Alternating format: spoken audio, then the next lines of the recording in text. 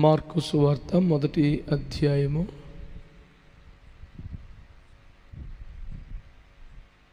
27వ వచనం.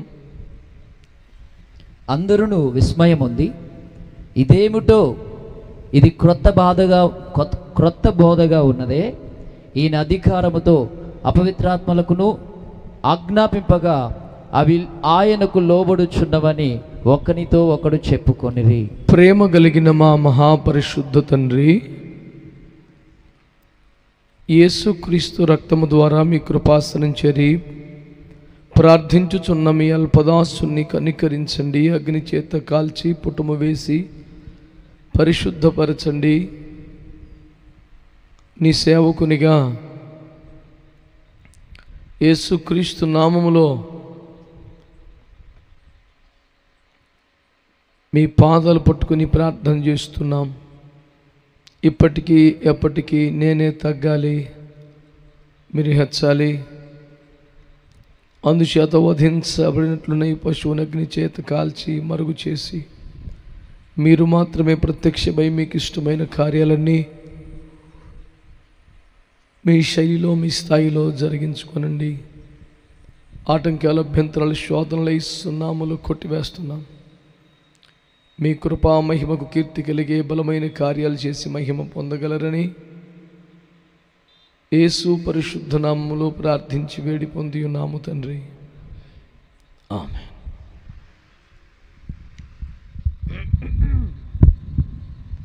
అందరం కలిసి దేవునికి ఒక మంచి స్తోత్రం చెబుదామండి. హల్లెలూయా.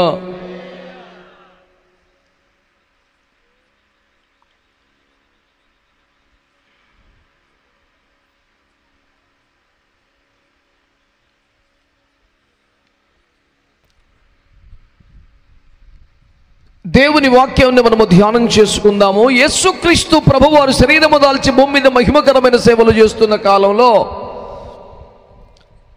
ఆయన బోధకు ఆశ్చర్యపడిన జనం, ముఖ్యంగా శాస్త్రులు, పరిసయ్యులు, ధర్మశాస్త్రోపదేశకులు వాళ్ళు అన్నారు, అరే ఇది కొత్త బోధలా ఉన్నదే. ఓ వైపున వాక్యాలు చెబుతున్నాడు, మరోవైపున దయ్యములు వెళ్ళగొట్టుచున్నాడు, రోగులను స్వస్థపరుస్తున్నాడు. లేఖనములు శక్తి కలగలిసి మన మీదకు వస్తున్నాయి. ఇలా మేమన్నడు చూడలేదే అని ఆశ్చర్యాన్ని బాహాటంగానే వ్యక్తపరిచారు. ఈ రోజున యేసుక్రీస్తు ప్రభు యొక్క బోధ అప్పటి కనీసం 4000 సంవత్సరాలుగా ఉన్న మానవ మడుగల్లో, కనీసం 2000 సంవత్సరాలుగా వారు వింటూ వస్తున్నటువంటి బోధలలో ఎప్పుడు ఎవరు చెప్పని కొత్త కోణములో ఆయన బోధ ఉందట. వారెన్నడూ ఇలాంటి బోధ ఒకటి తమ పితరులు విన్నట్టుగా కూడా ఎక్కడ చదవలేదు. ఆశ్చర్యపోయారు. వారి ఆశ్చర్యాన్ని ఏమీ దాచుకోకుండా బాహాటంగానే చెప్పేశారు, అయ్యా ఏమిటిది, ఈ బోధ చాలా కొత్తగా ఉన్నదే అని యేసుక్రీస్తు బోధ విషయంలో ఆనాటి జనం ఆశ్చర్యాన్ని వ్యక్తపరిచారు. దానికి జవాబుగా యేసు ప్రభువారు ఏం చెప్పారంటే, యోహాను సువార్త 7వ అధ్యాయం, కాస్త ఎక్కువ వచనాలే చెబుతాను, మీరు చదవడానికి సిద్ధంగా. ఈ వెనక్కి దాక్కోపోతే ఇటు నాకు కనపడతారుగా. ఇందాక చెప్పినా సరే మీకు ఎందుకో నచ్చలే. మరి నాకు మిమ్మల్ని చూడటం ఇష్టం, మీకేమో దాక్కోవటం ఇష్టం. మేము ఫ్యాన్కి అడ్డం పడుకున్నాం. లేవు,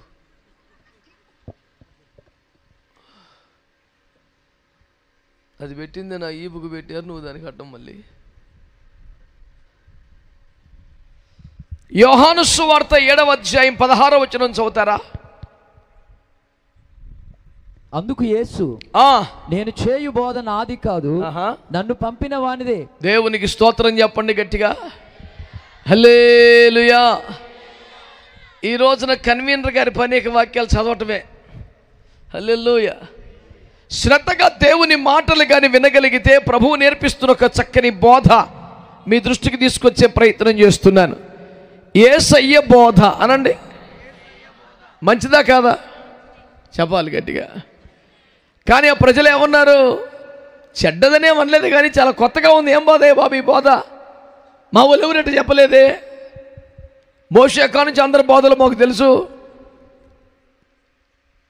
మా ప్రవక్తలు ఎవరో చెప్పినట్టు కాకుండా ఇప్పుడు మా పేనానికి తగలబడ్డ ధర్మశాస్త్రోపదేశకులు చెప్పినట్టు కాకుండా నీ బోధ చాలా కొత్తగా ఉందంటయా అని అభ్యంతరాలు లేవదీశారు. దానికి యేసు ప్రభు వారి జవాబు ఏంటంటే, ఇది నాది కాదు నాయనా, నేను చేయు బోధ నాది కాదు, నన్ను పంపిన నా తండ్రిదే ఈ బోధ అని ప్రభు చెప్పాడు. స్తోత్రం చెప్పండి. యేసయ్య చేసిన బోధ కొత్తగా ఉంది, ఆశ్చర్యంగా ఉంది, ప్రత్యేకంగా ఉంది, అధికారము కలిగి ఉంది, దయ్యములను వెళ్ళగొట్టుచు రోగులను స్వస్థపరుస్తూ ఉంది. అయితే ఈ బోధ నాది కాదు, నన్ను పంపిన తండ్రిదే ఈ బోధ అని ప్రభువారు చెప్పారు. అయితే ఆ బోధ తండ్రిదే అయినా ఆ బోధ కొత్తగా మాత్రమే ఉంటే ఇంత పేచీ లేకపోను, అది కాస్త కఠినంగా కూడా ఉందట. యోహాను సువార్త 6వ అధ్యాయం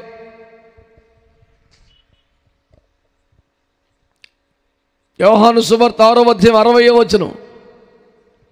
ఆయన శిష్యులలో అనేకులు ఈ మాట విని, ఆడెవడో దారేపోయి ఎవడో మాట్లాడితే ఈ బాధ లేదు, ఇది కఠినమైన ఆయన శిష్యుల్లోని అనేకులట ఆయన బోధ విని, అయ్యో ఇది కఠినమైన మాట, ఇది ఎవడు వినగలడని చెప్పుకొని, వామ్మో ఎట్లయితే మేము దీన్ని వెంబడించలేము నాయన అని చెప్పారట.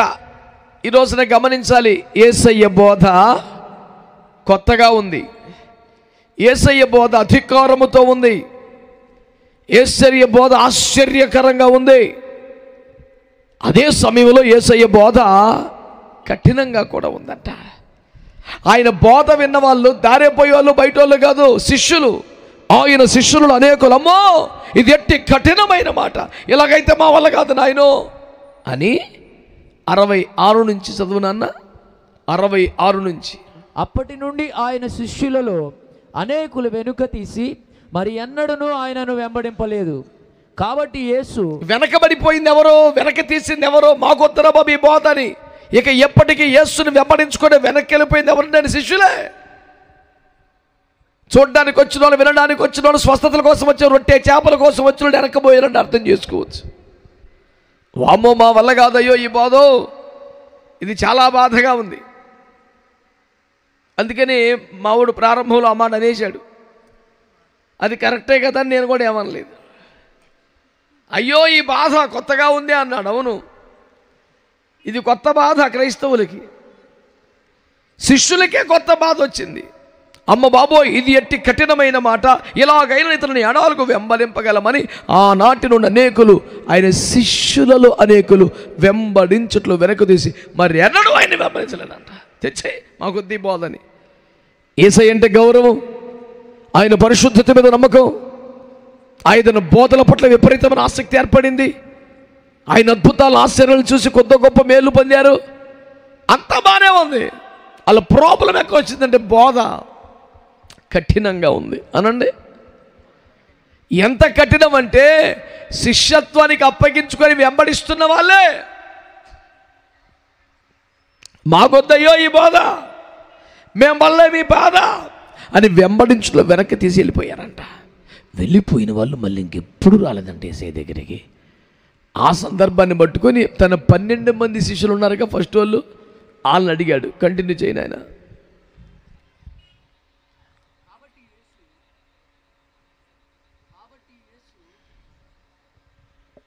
స్విచ్ ఆఫ్ చేసావా? కాబట్టి యేసు, మీరు కూడా వెళ్ళిపోవాలని ఉన్నారా? ఆ 12 మంది అడిగారు, అయ్యా చాలా మంది వెళ్ళిపోయారు, మీరు కూడా వెళ్ళిపోవాలని ఉన్నారా అని 12 మందిని ఆ 12 మందిని అడిగితే సీమోను పేతురు లేచి వారందరి పక్షంగా ఒక మాట మాట్లాడాడు. ప్రభువా, ఎవని యొద్దకు వెళ్ళదు? ప్రభువా, ఎవని యొద్దకు వెళ్ళమంటావు మమ్మల్ని? నీవే నిత్య జీవపు మాటలు కలిగిన వాడివి. మీకు ఓపుకుంటే ఇష్టమైతే చప్పట్లు కొట్టేసి ఆయన మహింపరచండి. దేవునికి స్తోత్రం కలుగునుగాక. శిష్యులలోనే సగం మంది మాకొద్దురా బాబు ఈ బోధ, మేము మళ్ళీ బాధ అని వెళ్ళిపోతే, అదే శిష్యులు ఇంకొంతమంది అంటున్నారు, ఆ 12 మంది అంటున్నారు, మేము ఎవరి యొద్దకు వెళ్ళగలం? నీ దగ్గరికి వస్తే భక్తి భుక్తి 2 వస్తున్నాయి. స్వామి కార్యం స్వకార్యం జరుగుతుంది, ఇటు భక్తి చేసినట్టు ఉంటుంది, ఇటు రొట్టె చేపలు దొరుకుతున్నాయి. బ్రహ్మాండంగా ఉంది, ఎవరి మీద ఏదో ప్రార్థనకు వచ్చినట్టు ఉంటుంది, భోజనాలు కూడా అమ్ముతున్నాయి. ఇదే కరెక్ట్గా ఉంది మాకని అన్నారా? అల్లా మళ్ళీ ఏమన్నారు తెలుసా? మేము ఎవని వద్దకు పోగలము, నీవే స్వస్థత వరములు కలిగిన వాడివి, నీవే అద్భుతములు చేయుచున్నవాడివి, నీవే రొట్టె చేపలు పంచుచున్నవాడివి, ఏమి లేవు. అయ్యా నీ మాట కఠినంగా ఉన్నమాట నిజం, హృదయాన్ని రంపంతో కోసినట్టు కోసేస్తున్న మాట నిజం, హృదయంలో నువ్వు మాట్లాడుతుంటే పొడవబడుతున్నాం, గుచ్చుకుంటుంది నిజం. కానీ ఇవి నిత్య జీవమును కలుగు చేయు మాటలు. కఠినంగా ఉన్నా, ఇబ్బంది పెట్టినా, గాయపరిచినా, కొంచెం రక్తం ఒడుతున్నట్టుగా ఉన్న హృదయం రంపపు కోత గురైనా, దీని వలన మాకు నిత్య జీవం లభిస్తుంది. పాపం నుండి మళ్లించబడుతున్నాం, దుష్టత్వం నుండి మళ్లించబడుతున్నాం, పాపం నుండి విమోచించబడుతున్నాం. అదిగో మహిమలోనికి, స్వర్గానికి, పరలోకానికి, మోక్షానికి వెళ్ళే అవకాశం సంపాదిస్తున్నాం. ఇది కఠినముగా ఉన్నప్పటికీ నిత్య జీవమును కలిగించుచున్నది కనుక మేము నిన్ను విడిచిపెట్టి వెళ్ళలేము అన్నారు. విచిత్రం ఏమిటంటే, అదే ఒక్క ప్రసంగానికి సగం మంది వెళ్ళిపోయారు, అదే ప్రసంగానికి 12 మంది ఫిక్స్ అయిపోయారు. స్తోత్రం చెప్పండి. ఆ వెళ్ళిపోయినట్టే గాల్లోనే కలిసిపోయారు, వాళ్ళ చరిత్రలు ఎక్కడ లేరు. ఈ 12 మంది భూలోకమును తల్లకిందులు చేయగలిగారు. స్తోత్రం చెప్పండి గట్టిగా. మహిమగల దేవుని రాజ్యాన్ని స్థాపించారు. స్తోత్రం చెప్పండి. హల్లెలూయా. వాళ్ళ వ్యవహారం అప్పటితో అయిపోలేదు. దేవుని బిడ్డలారా, వారు ప్రారంభించిన పుణ్యానికి కొనసాగుతుంది. దేవునికి స్తోత్రం కలుగునుగాక. అక్కడితో కాదు, ప్రపంచ పునర్జన్మమందు ఇశ్రాయేలు 12 గోత్రాల న్యాయపీఠాల మీద ఈ 12 మందే న్యాయాధిపతులుగా దర్జాగా ఆశీనులై తీర్పులు తిప్పే ఛాన్స్ రాబోతా ఉంది. తన యెరూషలేమనబడే పరలోక పట్టణం పేరు మీద కూడా ఇలా 12 పేర్లు గుమ్మాల మీద రాయబడ్డాయి. ఎక్కడి ఆధిక్యత, ఎంతటి ఘనత, దేనికి రా ఇంత ఆశీర్వాదం వచ్చి పడిపోయిందంటే, ఉపదేశం కఠినంగా ఉన్నా అది నిత్య జీవాన్ని కలిగిస్తుంది అనే కారణంతో ఉండిపోయారు వాళ్ళు. అవునని కానీ, ఆమెనని కానీ, స్తోత్రం అని కానీ అన్న వాళ్ళకి వందనాలు, మిగతా వాళ్ళకి ఇంకా చాలా వందనాలు. మౌనంగా ఉండటానికి ఏట దాకా ఎందుకు వచ్చారమ్మా? ఏం పేరు ఇది? పునాది.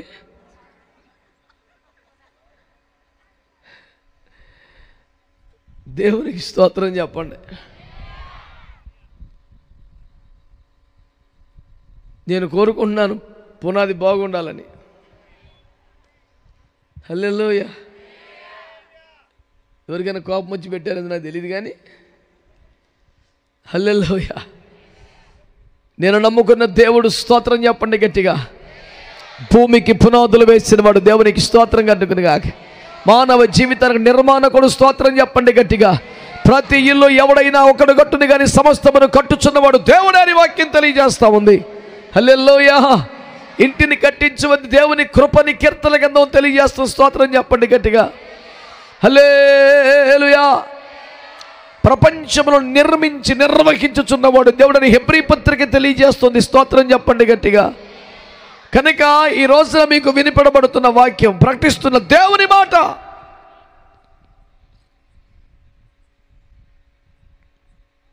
ఈ రోజున ప్రభువు మాట్లాడుతున్న మాట, యేసయ్య ఉపదేశం అనండి, యేసయ్య బోధ అనండి. అది మనుషుని బోధ కాదు, పరలోకపు తండ్రి యొక్క బోధ. అది కొత్తగా ఉండవచ్చును, అది కఠినంగా ఉండవచ్చును.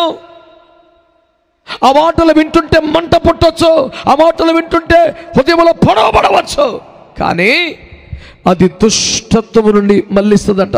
అపోస్తలుల కార్యముల గ్రంథం 3వ అధ్యాయం 26వ వాక్యం చదువు నాన్న. అపోస్తలుల కార్యముల గ్రంథం 3:26. దేవుడు తన సేవకుని పుట్టించి మీలో ప్రతి వానిని వాని దుష్టత్వము నుండి, యేసు క్రీస్తు నరావతార గురించి, శరీరధారిగా యేసు వచ్చే కార్యక్రమాన్ని గురించి రాసిన మాటది. ఆయన తన సేవకునగా ప్రభువైన యేసు క్రీస్తుని పుట్టించి మీలో ప్రతివాన్ని దుష్టత్వం నుండి మళ్లించడం ద్వారా ఆయన మిమ్మల్ని ఆశీర్వదించునని వాక్యం తెలియజేస్తుంది. యేసు లోకానికి వచ్చాడు, ఆశీర్వదించడానికి వచ్చాడు, ఆశీర్వాదానికి వారసులు చేయడానికి పిలిచాడు. కానీ ఎట్లొస్తుందంటే ఆశీర్వాదం దుష్టత్వం నుండి మళ్లించడం ద్వారా ఆశీర్వాదం ఇస్తాడంట. మళ్ళీ దుష్టత్వం నుండి ఎట్లా మళ్ళిస్తాడో తన వాక్యము ద్వారా ప్రభు ఆ కార్యము చేయబోతున్నాడు. యేసయ్య బోధ మురిపించే బోధ కాదు, యేసయ్య బోధ మరిపించే బోధ కాదు, యేసయ్య బోధ మాయల మరాఠీ కాదు. ఏమండి, మాటల్లో, భాషల్లో, పదాల్లో, ఎత్తి ప్రాసల్లో వేలలాడించి సరదా పుట్టించే, నవ్వు పుట్టించే బోధ కాదు. అది హృదయములో మంట పుట్టించే బోధ. ఆయన మాట్లాడుతుండే అమ్మాయి మార్గములో క్లయోపమని యొక్క సహోదరుడు సాక్ష్యం ఇచ్చారు. అతడు మనతో మాట్లాడుచుండగా మన హృదయములో మండలేదా అని వారు సాక్ష్యం ఇచ్చారు. పాపాన్ని తగలబెడుతుంది. యెషయా గ్రంథం సెలవిస్తుంది, చెత్త అగ్నికి కాలిపోయినట్లుగా దేవుని ఆత్మ కార్యం చేస్తాడు. స్తోత్రం చెప్పండి గట్టిగా. ఈరోజు కూడా చెత్త ఆలోచనలు నీకున్నాయా? చెత్త తలంపులు నీకు వస్తున్నాయా? చెత్త వ్యవహారం లోపల ఉండిపోయిందా? తగలబెట్టవలసిన చెత్త పేరుకుపోతుందా? నీ వల్ల కావటం లేదా? నువ్వు క్లీన్ చేసుకోలేకపోతున్నావా? అంత రంధ్రములో మాలిన్యమును తొలగించునే పరిస్థితి నీకు ఉన్నది కదా. దేవుని వాక్యమును ఆలకించగలిగితే, అగ్ని వంటి దేవుని మాట ఆయన మాట్లాడుతున్న నా మాట అగ్ని వంటిది కాదా? నా మాట బండను బద్దలు చేసి సుత్తి వంటిది కాదా? నా మాట కంసాలి అగ్ని వంటిది కాదా? నా మాట చాకలివాని సబ్బు వంటిది కాదా అని ప్రతి దశలో ఎలాగో క్లీన్ చేయగలడో, ఎలాగో శుద్ధీకరించగలడో, ఆ శుద్ధీకరణ మహత్యమంతా నా వాక్కులో ఉంది, నా మాటలో ఉంది. అందుకని నా మాట ఉతుకుతుంది కాబట్టి, నా మాట కాల్చి కరిగిస్తుంది కాబట్టి, నా మాట లోపలికి చొచ్చి చెడుతనమును బయటికి లాగుతుంది కాబట్టి, నా మాట ఆనందంగా సౌకర్యంగా ఉండకపోవచ్చును, కానీ అది నిత్య జీవాన్ని కలిగిస్తుంది. చేతులెత్తి స్తోత్రాలు చెప్పండి. హల్లెలూయా. యేసయ్య మాట నిత్య జీవాన్ని కలిగించే మాట. సరదాగా నవ్వులు తప్పించే మాట కాదు. కొన్ని కోటాలకు వెళ్తే ఆది నుంచి అంతవరకు కితకితలు పెట్టేసినట్టే ఉంటుందండి కోటం. నవ్వి నవ్వి చచ్చిపోవాలా. పడిపోయి ఈడి మీద పడిపోయి ఆడి మీద పడిపోయి నవ్వేసుకుంటూ ఉంటారు. దారిలో వెళ్ళేటప్పుడు కూడా ఈ బాబోయ్ ఎంత నవ్వించేసాడు బాబోయ్ అని చెప్పుకుంటూ ఇంటికి వెళతారు. నేను ఒక దైవ సేవకులని మీరు నమ్మితే, నా మాట వినొచ్చు అని మీకు అనిపిస్తే, అలాంటి నవ్వులాట్ల కోటాలకు వెళ్ళబాకండి. ఏం ప్రయోజనం నాన్న? ఇంట్లో అందరం సీరియస్గా దగలబడి ఒకడు ముఖం కొడుతూ ఏడుతుంటే దిక్కులే కోటాలకు వచ్చి నవ్వుకొని వెళ్ళాలా? ఏం దరిద్రం ఇది? మళ్ళీ నవ్వించడానికి దైవజనుడికి ఒక జోకర్ గాడో ఎవడో ఒకడు సరిపోతాడు కదా. దైవజనుడు ఎందుకు? ఆయన తన సేవకుని పంపించి ఏం చేయాలి? దుష్టత్వం నుండి మళ్ళించి దేవునికి స్తోత్రం కలుగునుగాక. అప్పుడు నీకు ఆశీర్వాద వచనాలు చేస్తాడు. నా బోధ నాది కాదో, నా తండ్రి బోధ. ఇది కొత్తగా ఉన్నా, ఇది కఠినంగా ఉన్నా, అయ్యో బిడ్డలారా, ఇది మీకు నిత్య జీవాన్ని కలిగించే బోధ. శిష్యులలో అనేకులే, క్రైస్తవుల్లో అనేకులే ఈ బోధను ఇష్టపడటం లేదు. క్రైస్తవులే, పాస్టర్లే ఇష్టపడటం లేదు. లూకా సువార్త 5:35లో ప్రభు మాట్లాడుతున్నారు, నేను కొత్త ద్రాక్షరసాన్ని మీకు తెచ్చాను, అయితే మీ హృదయాలు పాత తిత్తులుగా ఉండిపోయినాయి. ఈ కొత్త ద్రాక్షరసాన్ని పాత తిత్తుల్లో పోస్తే ఆ తిత్తులన్నీ పిగిలిపోతున్నాయి, ద్రాక్షరసం నేలగారిపోతుంది. అందుకని మీరు కొత్త ద్రాక్షరసతులుగా మారమంటే మారడం లేదు. కొత్త ద్రాక్షరస రుచి చూసిన తర్వాత కూడా మీరేమంటున్నారు? పాత బెటర్ అంటున్నారంట. ఎంత దుర్మార్గం, ఎంత నీచం! పరలోకం నుండి నేరుగా దేవుడు దిగివచ్చు కొత్త ద్రాక్షరసాన్ని తెస్తే, కొత్త బోధన తీసుకొస్తే, కొత్త మాటలు తీసుకొస్తే, అది రుచి చూసి అది విని కూడా పాత రసమే నయం, మాకు ఆ పాత బోధే నయమయ్యా, ఇది చాలా ఇబ్బందిగా ఉంది మాకు, అదే సుఖం అంటున్నారంట భక్తులు. లేదు, అలా చేయడానికి వీల్లేదు, ఇలాగే చేయాలి అని ప్రభు కరాఖండిగా మాట్లాడేస్తే, అలాగైతే మాకు నువ్వొద్దు, నీ బోధని వద్దని ఆయన్ని విడిచిపెట్టి మరెన్నడూ వెంబడించకుండా ఎక్కడికో వెళ్ళిపోతూ ఉన్నారు. ప్రియులారా, యేసయ్య బోధ అంతా ఇట్లాగే జరిగింది. ఎప్పుడు యేసయ్య బోధలో ఏకైకలో పక్కపక్కలు ఉంటాయా? యేసయ్య బోధలో అన్ని విన్ని తిట్టుకునే గొడవ ఉంటుందా? ఆయన బోధ అంతా పాపాన్ని ఖండించేవాడు, పరలోక రాజ్యాన్ని ప్రకటించేవాడు, దేవుని ప్రేమను చూపించేవాడు, మహిమకు ఆకర్షించి ఆహ్వానించేవాడు. ఈ లౌకిక వ్యవహారాలు ఏమీ లేని బోధని చాలా మందికి నచ్చలేదు, వెళ్ళిపోయారు. కొద్దిమంది మాత్రం మేము ఎక్కడికి వెళ్తామయ్యా, కఠినంగా ఉన్నాం, ఇది నిత్య జీవాన్ని కలుగ చేయుచున్నది కనుక మేము ఎక్కడికి వెళ్ళాం అని అక్కడ ఉండిపోయారు. దేవునికి స్తోత్రం కలుగునుగా. చెప్పండి గట్టిగా హల్లెలూయా. ఇక అందరూ చాలామంది వెళ్ళిపోయారు, 12 మాత్రం మిగిలారు. అందులో ఒకడు పోయాడు, యేసు రక్త వేద్యం. ఆ ఉన్న వాళ్ళని కేకేసేసి ప్రభు ఏం చెప్పాడు చూడండి. మత్తయి సువార్త 28వ అధ్యాయం. మత్తయి సువార్త 28వ అధ్యాయం బహుశా 20 వచ్చిన అనుకోండి. చూడాను. నేను మీకు ఏ ఏ సంగతులు ఈ 3.5 సంవత్సరాల్లో ఏ సంగతులు ఆజ్ఞాపించానో, బోధించానో, హెచ్చరించానో వాటినన్నిటినీ గైకొనవలెనని వారికి బోధించుడి. ఇదిగో నేను యుగ సమాప్తి వరకు సదాకాలము మీతో కూడా ఉన్నానని వారితో చెప్పాను. ఎవరికి బోధించాలా? ఎవరికి బోధించాలా? ఎవరికి బోధించాలంటే మీరు సర్వలోకానికి వెళ్ళండి, సువార్తను ప్రకటించండి, శిష్యులుగా చేయండి, వారికి తండ్రి యొక్క కుమారు యొక్క పరిశుద్ధాత్మల బాప్తిస్మాలు ఇవ్వండి. అట్ట బాప్తిస్మ ఇచ్చిన వాళ్ళకి నేనేందేం బోధలు మీకు చేశానో మీరు మళ్ళీ అలాగే చేయండి అన్నాడు. స్తోత్రం చెప్పండి. చెప్పట్లేదు మీరు సరిగ్గా. మీకు ఇష్టమైతే బాప్తిస్మాలు పొందిన వాళ్ళు మీ చేతుల పైకి చూపించండి ఒకసారి. పొందిన బాప్తిస్మాలు చాలా సంతోషం. దాదాపు 90% బాప్తిసం పొందిన వాళ్ళే. నాకు తెలిసి ఇంకో 10% కూడా పొందిన వాళ్ళు, కానీ వాళ్ళకి బతకం, చేతులు లెగిస్తావు, అదొక టైపు. ఎవరో ఒకరిద్దరు ఉన్నారు బాప్తిసం పొందవలసి వాళ్ళు, కానీ బాప్తిసం పొందిన వాళ్ళే. పొద్దుగూకుల చేతులు పైకెత్తి మోసేకు బరువు ఎత్తిన గడికి ముందే బరువు. దేవునికి స్తోత్రం. మంచి వాళ్ళందరూ స్తోత్రం చెప్పండి. హల్లెలూయా. పిల్లారా, మీరు గమనిస్తే యేసుక్రీస్తు ప్రభువారు 3.5 సంవత్సరాల పాటు బోధలు చేసి అందులో శిష్యుల్ని పెంచి వెళ్ళిపోతా నాన్న మీరు సర్వలోకానికి వెళ్ళండి, సర్వ సృష్టికి సువార్తను ప్రకటించండి, సమస్త జనులను శిష్యులుగా చేయండి, వారికి తండ్రి కుమార పరిశుద్ధాత్మ నామములో బాప్తిస్మాలు ఇవ్వండి అనగా నేను ఏ సంగతులు మీకు ఆజ్ఞాపించానో మళ్ళీ మీరు అయ్యే చెప్పండి అన్నాడు. స్తోత్రం చెప్పండి. హల్లెలూయా. అందరు చెప్పారా? బిడ్డలారా గమనించండి మాటల్ని. ఎవరైతే యేసయ్య ప్రేమలోనికి వచ్చారో, రక్షణలోకి వచ్చారో, ఆరు మనసు పొందారో, బాప్తిస్మాలు పొందారో, శిష్యులకు దేవుడే ఆజ్ఞాపించాడో అయ్యి మళ్ళీ వీళ్ళందరికీ చెప్పాలంట. స్తోత్రం చెప్పండి. యేసయ్య ఎవరికి చెప్పాడండి? అపోస్తలులు ఎవరికి చెప్పాలండి? ఎవరైతే మారు మనసు పొందారో, బాప్తిస్మాలు పొందారో వాళ్ళందరికీ అదే చెప్పాలంట. యేసయ్య అపోస్తలులకు చెప్పినందున, అపోస్తలులు అదే చెప్పాల్సి ఉన్నందున దానికి ఏం పేరు వచ్చిందంటే అపోస్తలుల బోధ అని పేరు పెట్టారు. స్తోత్రం చెప్పండి. అది కూడా నేను కూడా రాత్రికి కూర్చొని ఆలోచించి తయారు చేసింది కాదు, బైబిల్లో రాసి ఉన్న మాటే. దేవునికి అందరూ మంచిగా స్తోత్రం చెప్పండి. హల్లెలూయా. మంచిగా చెప్పారా? దేవునికి స్తోత్రం కలుగును గాక. చెప్పాలి హల్లెలూయా. ఇప్పుడు దేవుని బిడ్డలారా, ఇలాగా అపోస్తలుల బోధ. నానా నేను మీకు ఏం చెప్పాను అయ్యే చెప్పడరా మీరు మళ్ళీ ఏం చెప్పి వెళ్ళిపోయాడు ఆయన. యోధా పత్రిక 3వ వాక్యం చదవండి. ఊరకబెట్టడం కొన్న ఉపదేశ పండుగని చదువు 3వ వచనం. ప్రియులారా, మనకందరికీ కలిగడు రక్షణను గూర్చి వ్రాయవలనని విశేషాసక్తి గలవాడినై ప్రయత్నపడుచుండగా పరిశుద్ధులకు ఒక్కసారే అప్పగింపబడిన. ఇప్పుడు చెప్పండి ఏంటంట? పరిశుద్ధులకు ఒక్కసారే అప్పగించబడిన బోధ. అందరు గట్టిగా ఆమేనండి. ఇప్పుడు తలలు పైకెత్తి నా వైపు చూడండి. మీకు యోధాపత్రిక దొరకపోతే వదిలే, నీకు దొరకదు ఇంకా అని ఓరి సింపేసేలా ఉన్నావు బైబిల్. అసలు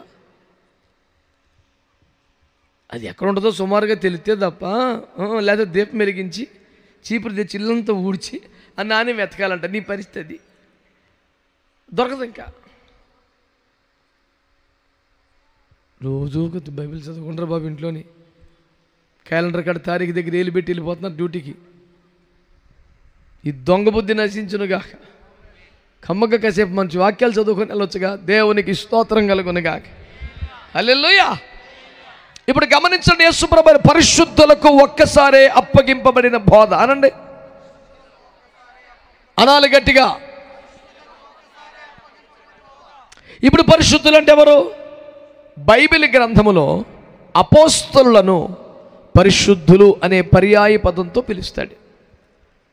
ఏమండి, మీకు అర్థం కావడానికి 2-3 మాటలు జ్ఞాపకం చేస్తాను. 2వ కొరింథీ 9:1 పరిశుద్ధుల కొరకైన పరిచర్య అంటాడు.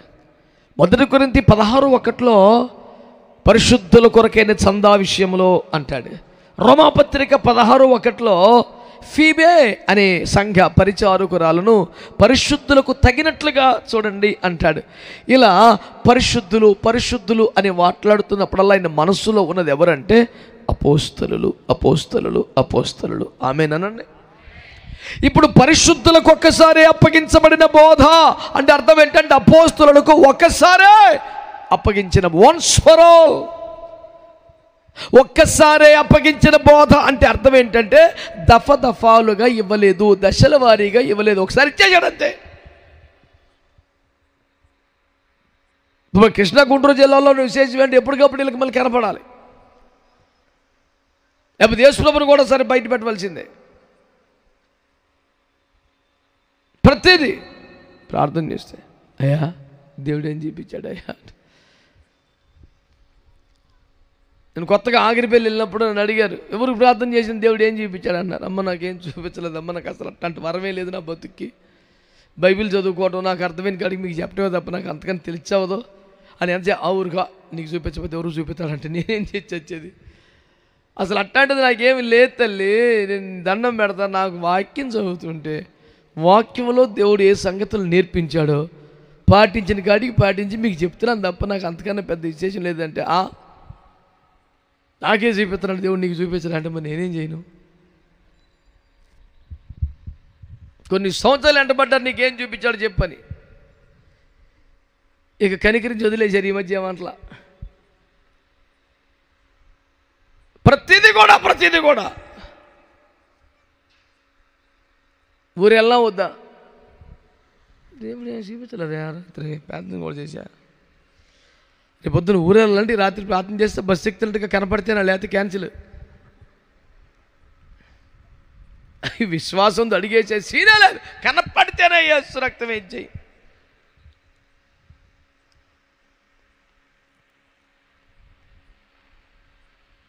చాలా భక్తిగా ఉండి చాలా పరిచయం చేస్తున్నావు యవనస్తుడు, చాలా చల్లగా హుషారుగా పరిచయం చేస్తున్నాడు. వాడు అడావుడు చూసి మంచి పిల్లోడు ఆసక్తిగా ఉన్నాడు, పరిచయం చేస్తున్నాడు, వెరీ గుడ్ అని సంతోషపడి నాన్న బాప్తిసం పొందావా అన్నాను. ఆడన్నాడు అదే ప్రేయర్ చేస్తున్నాను అంకుల్ అన్నాడు. బాప్తిసం పొందనా వద్దని సపరేట్గా ప్రార్థన చేస్తున్నాడంట.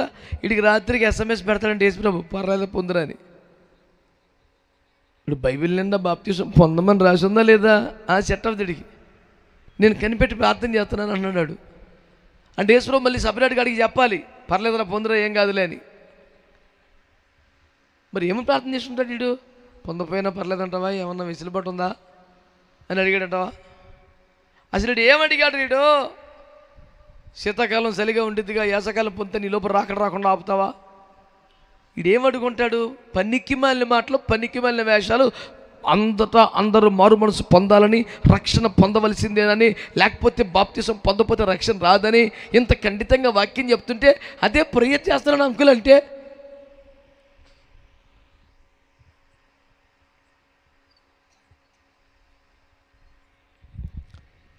ఆ దినములలో అపోస్తలులకు ఈ మాట బయలుపరచబడలేదు కానీ దినములంతమంది ఎవరు నాతో మాట్లాడాడు. నెంబర్ 1 అబద్ధికుడాడు.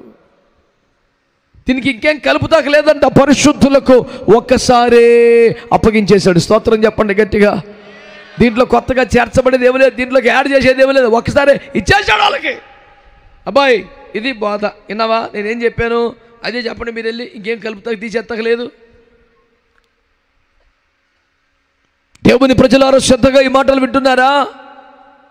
ఇంత పగడబండిగా చెప్పి నానా ఈ బోధ కొత్తగా ఉంది, ఈ బోధ కొత్త ద్రాక్షరస హృదయాల్ని పిగిల్చేసి అంత పవర్ఫుల్ బోధ ఇది. ఈ బోధ అధికారము కలిగింది, ఈ బోధ మంటలు పుట్టిస్తుంది, ఈ బోధ కఠినముగా ఉంటుంది, హృదయాన్ని పొడుస్తుంది. అయినా దీన్ని అంగీకరించగలిగితే ఇది మీకు నిత్య జీవాన్ని కలిగిస్తుంది అని చెబితే, బాబోయ్ ఇంత కఠినమైన బోధ అయితే మా వల్ల కాదని చాలామంది వెళ్ళిపోయారు. ఇంత కఠినంగా ఉన్న ఇది నిత్య జీవాన్ని కలిగిస్తుంది కాబట్టి మేము ఉండిపోతాం అని కొద్దిమంది ఉండిపోయారు. అలా ఉండిపోయిన వారికి ఆ బోధ అంతా నేర్పి మీరు ఇదే చెప్పండి నాన్నమల్లా అని యేసయ్య చెప్పాడు. దాని పేరే అపోస్తలుల బోధ. స్తోత్రం చెప్పండి గట్టిగా. హల్లెలూయా. ఇంత తేటగా యేసయ్య చెప్పి వెళ్ళిపోతే కాసేపటికే కొట్టమేట తయారైందో చూడు. గలతీ పత్రిక 1వ అధ్యాయం, గలతీ పత్రిక 1వ అధ్యాయం 4వ వచనం నుండి, మన తండ్రి అయిన దేవుని చిత్త ప్రకారము క్రీస్తు మనలను ప్రస్తుతపు దుష్టకాలములో నుండి విమోచింపవలెనని మన పాపముల నిమిత్తము తన్ను తాను అప్పగించుకొనెను. దేవునికి యుగయుగములు మహిమ కలుగునుగాక. ఆమేన్. క్రీస్తు కృపను బట్టి మిమ్మును పిలిచిన వారిని విడిచి భిన్నమైన సువార్త తట్టుకు మీరింత త్వరగా తిరిగిపోవుట చూడగా, ఆదిమ సంఘం 1వ శతాబ్దంలోనే యేసుప్రభు వెళ్ళిపోయిన కొన్ని రోజులకే ఇలా బోధ చేస్తే బాప్తిసం పొందిన కొద్ది కాలానికే మిమ్మను కృపను బట్టి రక్షణలోనికి పిలిచిన సువార్తను విడిచి ఇంత త్వరగా భిన్నమైన సువార్త తట్టు ఎలా తిరిగిపోయారా మీరు అని అడిగాడు. చదువునా, నాకు ఆశ్చర్యమగుచున్నది. అది మరి ఒక సువార్త కాదు గాని క్రీస్తు సువార్తను చెరుపగోరి మిమ్మును కలవరపరచువారు ఇంకో సువార్త ఏం లేదు, రెండో సువార్త ఏం లేదు, ఒకటే. కాకపోతే మిమ్మును చెరపగోరి కొంతమంది కలవరపరిచే వ్యక్తులు ఇలాంటి పనికి మళ్ళీ బోధలు తీసుకొచ్చారు, వినబాకండి అని చెప్పాడు. ఇప్పుడు చదువున్నాను. ఇంకా మేము మీకు ప్రకటించిన సువార్త, ఇదిగో వినండి వినండి, పౌలయ్య గారు చెప్తారు, మేము మీకు ప్రకటించిన సువార్తను కాక మరి ఒక సువార్తను మరలా మేమే చెప్పిన పరలోకములను దిగివచ్చిన దేవదూత చెప్పిన అట్టి వాడు శాపగ్రస్తుడైపోతాడు అన్నాడు. కదా దమ్ము ధైర్యం ఉన్న వాళ్ళు గట్టిగా స్తోత్రం చెప్పండి. గుండెలు అవిసిపోయే మాట అది. ఏమండి ఏమంటాడు పౌలు గారు? ఏమంటాడు? మేము మీకు ప్రకటించిన సువార్త గాక. అంటే అపోస్తలులు ఎలాగ సువార్త చెప్పారో అలాగే చెప్పాలంట. ఆమేన్. అలా కాకుండా ఇంకెవడైనా ఇంకొక రూట్లో సువార్త చెప్తే అది మేమే చెప్పిన పరలోకమును దిగి వచ్చిన ఒక దేవదూత చెప్పిన వాడు శాపగ్రస్తుడైపోవాలి అన్నాడు. ఏందన్న మాట అసలు? మిఖాయిల్ అనే ప్రధాన దూతే లూసిఫర్ అనే పడిపోయిన దూత విషయంలో మోషే శవాన్ని గురించి ఇబ్బంది పెడితే అసలు 2 దరిద్రమన్నంత బీపీ వచ్చిందంట. ఎవడవరా నువ్వు అందమన్న కసి వచ్చిందంట. కానీ ఎందుకులే దేవుని నిన్ను గద్దించునుగాక అని ఆగిపోయాడంట. మిఖాయేలు వంటి ప్రధాన దూతే ఒక పడిపోయిన దూతను గురించి కోపడ్డానికి ఎందుకన్నా మంచిదిలేండి, దేవుడు చూసుకుంటారు బాబాయ్ అన్న వదిలేశాడంట. కానీ పౌలు గారు ఏమంటున్నాడు? ఈ సువార్త గాక వేరొక సువార్త ఎవడైనా చెప్తే ఆడు పరలోకమును దిగవచ్చిన దూతైనా శాపగ్రస్తుడైపోతాడంతే అన్నాడు. అంటే అబద్ధ బోధ ఎంత తీవ్రమైన నేరం, ఎంత తీవ్రమైన శిక్షార్హం. జాగ్రత్తగా వింటున్నారా? మేము ప్రకటించిన సువార్త గాక వేరొక సువార్త. 1 కొరింథీ పత్రిక 4వ అధ్యాయం 15వ వచనంలో నా సువార్త ప్రకారం మిమ్మను కంటిని కనుక అంటాడు. ఏంటి అపోస్తలుల సువార్త? ఏంటి అసలు? ఏంటి అపోస్తలుల సువార్త? ఏంటి ఎట చెప్పారు వాళ్ళు? ₹1,00,00,000 మాట చెప్తాను చూడండి. యేసు రక్తమే జయం. మీరంతా బాగా సైలెంట్గా ఉన్నారు, కారణం ఏంటంటారు? హలో, అందరికి వందనాలండి, స్తోత్రాలు చెప్పండి. అప్పుడప్పుడు అప్లికేషన్ పెట్టమంటారా అండి? చెప్పండి మంచిగా. దేవునికి స్తోత్రం కలుగును గాక. హల్లెలూయా. ఇదిగో దేవుని వాక్యం నీతో మాట్లాడుతూ ఉంది. ఒక మంచి మాట, అపోస్తలుల సువార్త ఎలా ఉండేది అనే మాట కోసం మీకు చెప్తున్నాను. ఎందుకని పౌలు గారు 2 సార్లు అన్నాడు ఆ మాట. ఏమన్నాడు? మేము మీకు ప్రకటించిన ఈ సువార్త గాక అన్నాడు. మళ్ళీ ఏమన్నాడు? నా సువార్త ప్రకారం మిమ్మను కంటిని కనుక అన్నాడు. ఏంటి నీ సువార్త? ఏంటి సపరేట్గా? అపోస్తలులు ఎట చెప్పారు సువార్త? 1 కొరింథీ పత్రిక 15వ అధ్యాయం 1 కొరింథీ పత్రిక 15వ అధ్యాయం 3వ వచనం. నాకు ఇయ్యబడిన ఉపదేశమును మొదట మీకు అప్పగించితిని, అదేమనగా లేఖనముల ప్రకారము క్రీస్తు మన పాపముల నిమిత్తం. కొంచెం పైన 2వ వచనం కూడా చదివి పెట్టు. మీరు దానిని అంగీకరించితిరి, దాని అందే నిలిచి ఉన్నారు. మీ విశ్వాసము వ్యర్థమైతేనే గాని నేను ఏ ఉపదేశ రూపముగా సువార్త మీకు ప్రకటించుతునో ఆ మాట పట్టుకోండి అయ్యా. నేను ఏ ఉపదేశ రూపముగా మీకు సువార్త ప్రకటించుతునో అనండి గట్టిగా. ఏం పెద్ద పెట్టుబడి ఏం కాదు, చెప్పండి నోటితో చక్కగా. ఏ ఉపదేశ రూపముగా మీకు సువార్త ప్రకటించుతునో అనండి. అంటే సువార్త కూడా చెప్పండి ఉపదేశ రూపంగానే చెప్పాడంట. స్తోత్రం చెప్పండి గట్టిగా, చెప్పాలి గట్టిగా. ఎందుకు ఇంత గట్టిగా చెప్పాల్సిందంటే మొన్న నాకు ఆయన నా మీద కోపపడ్డాడు. సువార్త కూడా ఉపదేశాలు చెప్తావేనా?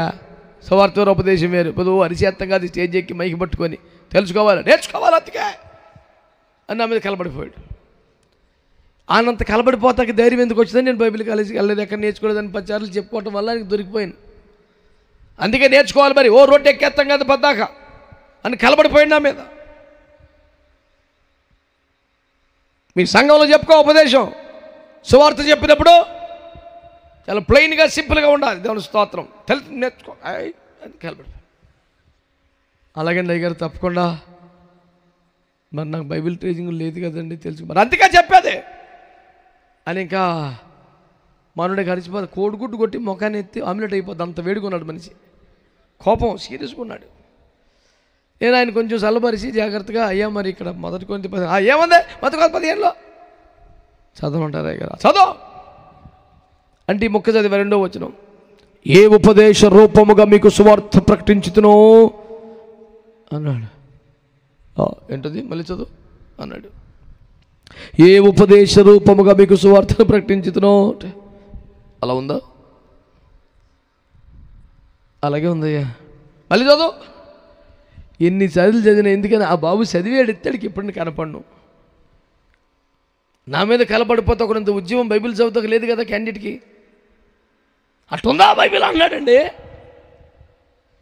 ఏంది నీకు మొత్తం ఇప్పుడు అధ్యాయం చదివేతమైంది, మంచి తీరుబాటు దొరికింది నీకు.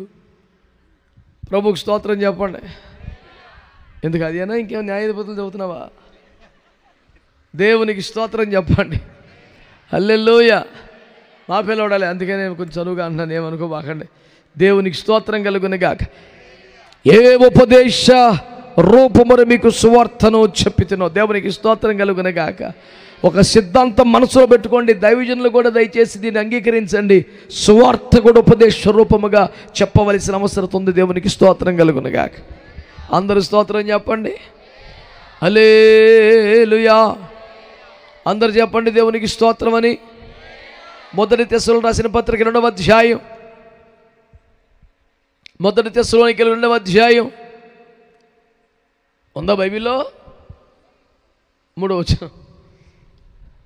ఏలయనగా మా బోధ కపటమైనది కాదు, అది అపవిత్రమైనది కాదు, మోసయుక్తమైనది కాదు, కానీ సువార్తను మాకు అప్పగించుటకు యోగ్యులమని దేవుని వలన ఎంచబడిన వారమై. నువ్వు బోధ గురించి మాట్లాడుతున్నావా, సువార్త గురించి మాట్లాడుతున్నావా? కన్వీనరు చేతిలో మైక్ ఉంది కదా అని మమ్మల్ని కన్ఫ్యూజ్ చేసేస్తున్నావు అన్నారు మరి కొందరు. ఆయన ఏం మొదలెట్టాడు? మా బోధ కపటమైంది కాదు, మా బోధ అపవిత్రమైంది కాదు, వట్టి మాటలు కాదు. మరి ఆ విధంగా సువార్త చెప్పుకొస్తున్నాం మేము అన్నాడు. ఇది బోధ సువార్త చదివిపెట్టు మరోసారి. మా బోధ కపటమైనది కాదు, మా బోధ కపటమైనది కాదు, అపవిత్రమైనది కాదు, మోసయుక్తమైనది అసలే కాదు. సువార్తను మాకు అప్పగించుటకు. దేవునికి స్తోత్రం. ఏం అప్పగించుటకు? మాకు అప్పగించు. ఏం అప్పగించుటకు? సువార్తను. ఇందాకేమన్నా పరిశుద్ధులకు ఒక్కసారి అప్పగించిన బోధ అన్నాడు. ఇప్పుడు సువార్తను మాకు అప్పగించిన యోగ్యులమనించి ఆయన మా చేతిలో పెట్టాడు అన్నాడు.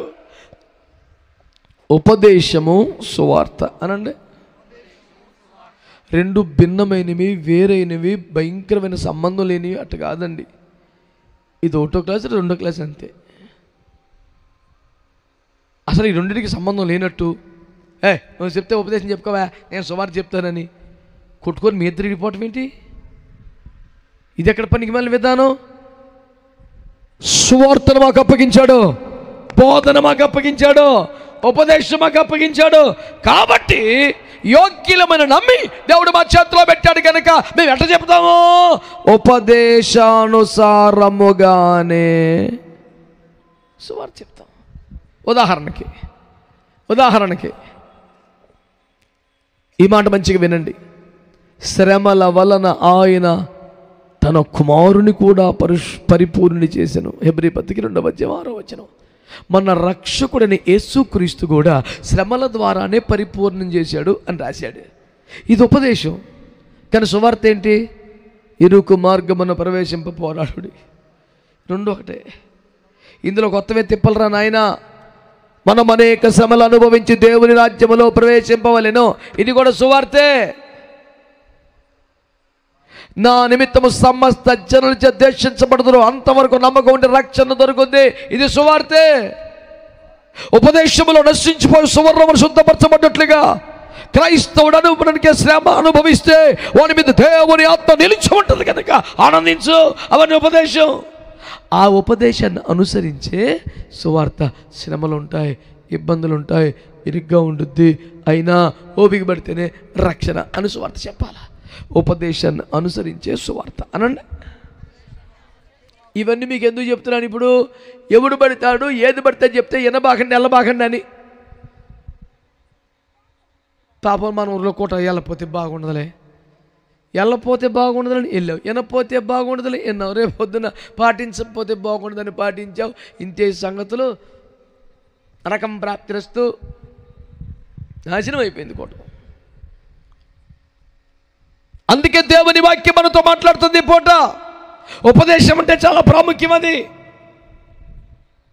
కిస్మిస్ వచ్చేపాటికి కేకులు, గుడ్డిపేట వచ్చేపాటికి కార్డుబోర్డు, చెక్క చిలువ, వారిని సీజన్ మండిపోని సీజన్కు తయారు చేసి పెట్టుకున్న గూట్లో ఎప్పుడు దేవుడికి ఏదైనా గది కట్టాడు. అందులో ఇన్ని ఉంటాయి: చెట్టు, నక్షత్రం, కిరీటం, చెక్క చిలువ, గంటలు, బుడగలు, ఎన్నో గదిలో ఉంటాయి. ఏ సీజన్లో తేదీ ఎత్తాడు బయటికి. ఇంటి మీద పెట్టే కొన్ని, ఇంటి ముందు పెట్టే కొన్ని, ఒంటికి రాసుకునే కొన్ని, సీజన్ ప్రకారం తయారవుతాడు బాబు.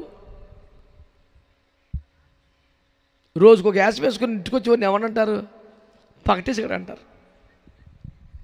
ఇటు కొంచెం అటు ఇటు, పగలు రాత్రి కూడా వేషాలు మార్చి పబ్బం గడుపుకునే పనికి మళ్ళీ భక్తి మనం చేయొద్దు. క్రీస్తు స్వరూపులకు మార్చబడే ఆత్మ సంబంధమైన అనుభవం కోసం మనం ప్రయాసపడాలి. స్వరమెత్తి చేతులు తీసేకు స్తోత్రం చెప్పండి. చెబుదాం గట్టిగా మంచిగా హల్లెలూయా, హల్లెలూయా. అపోస్తలుల బోధ అంటే ఏమనుకున్నారు బిడ్డలారా? ఉపదేశం అంటే ఏమనుకున్నారు?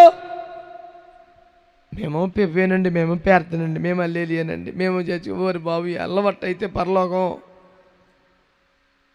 రైల్వే స్టేషన్కి వెళ్ళిన ప్రతి ఓడు, బస్ స్టాండ్కి వెళ్ళిన ప్రతి ఓడు గమ్యం చేరినట్టేనా? నీ బండి ఏదో తెలుసుకొని ఎక్కి అందులో టికెట్ కొనుక్కొని కుదిరికి ఎడితే కదా. మన విజయవాడ స్టేషన్లో ఒకడు వందే భారత్ ఎక్కాడు విశాఖపట్నం నుంచి. అదేమో దాని అంతా అదే తెరుచుకుంటూ తలుపు మూసుకుంటుంది. ఎవడో తీర్థకి ఉండదు. అంత ఆటోమేటిక్ సిస్టమ్ పెట్టేశాడు. మనోడికి స్టేషన్ వస్తే దిగిపోతాం, ఏదో కొనుక్కోవడం అలవాటు. కుదురుగా కూర్చోలేడు. 2008 టికెట్ కొన్నాడు, కుదురుగా కూర్చొని చెత్త దేశంలో. స్టేషన్ దాకా దిగాడు. ఆ ప్యాకెట్ ఈ ప్యాకెట్ కొన్నాడు, వచ్చేపాటు తలుపులేసుకు వెళ్ళిపోతుంది. అది పోనీ వదిలేస్తామంటే సరుకు సరంజామ గొడవ గోత్రం ఉంది, అందులో ఉండే వెనకాల పరిగెడుతుంటే నువ్వు ఈ రకంగా ఖమ్మం దాకా పరిగెత్తాలి, అక్కడ ఆగుద్ది మళ్ళీ అని చెప్పారు స్టేషన్ కాడోళ్ళు. ఇప్పుడు ఇమ్మీడియట్గా ఖమ్మం వెళ్తే ఇంకా బండి ఉంటుంది, దీని వెనకాల ఇంకెందుకు ఉంటుంది, ఉన్నది చాలా స్పీడ్కి వెళ్తుంది, దీనికి దొరకదు. మరి ఎట్ట చేయమంటే అంటే రోడ్డు ఎక్కి ఇంకో బస్సు తీసుకొని హైదరాబాద్ వెళ్ళి అక్కడ ఎవరన్నా ఈ సామాన్లు తీసి కింద ఎడతారనే విశ్వాసంతో వెళ్ళి సంపాదించుకో, లేకపోతే మర్చిపో అన్నారు. ఆడు స్టేషన్లో కూర్చొని లెంపలే చేసుకుంటున్నాడు. బండి ఎక్కితే కూడా గ్యారంటీ లేదు, కుదురు గడవలసి ఎవరిదాకా. మంచోళ్ళు ఎవరన్నా స్తోత్రం చెప్పండి. హల్లెలూయా. దేవుని బిడ్డలో ఉపదేశమును గురించి ఇలాంటి మాటలు, కఠినమైన మాటలు, దొంగ మాటలు, అబద్ధ బోధలు చెప్పే వాళ్ళు వచ్చేసారంట.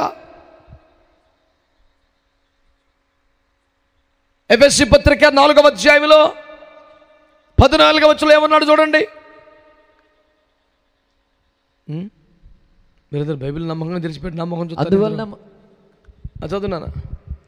అందువలన మనం ఇక మీదట పసిపిల్లలమై ఉండి ఆహా మనుష్యుల మాయోపాయముల చేత ఆ వంచనతోను మనుష్యుల మాయోపాయము చేత వంచనతోను తప్పు మార్గమునకు లాగు కుయుక్తి చేతను గాలికి కొట్టుకొని పోవునట్లు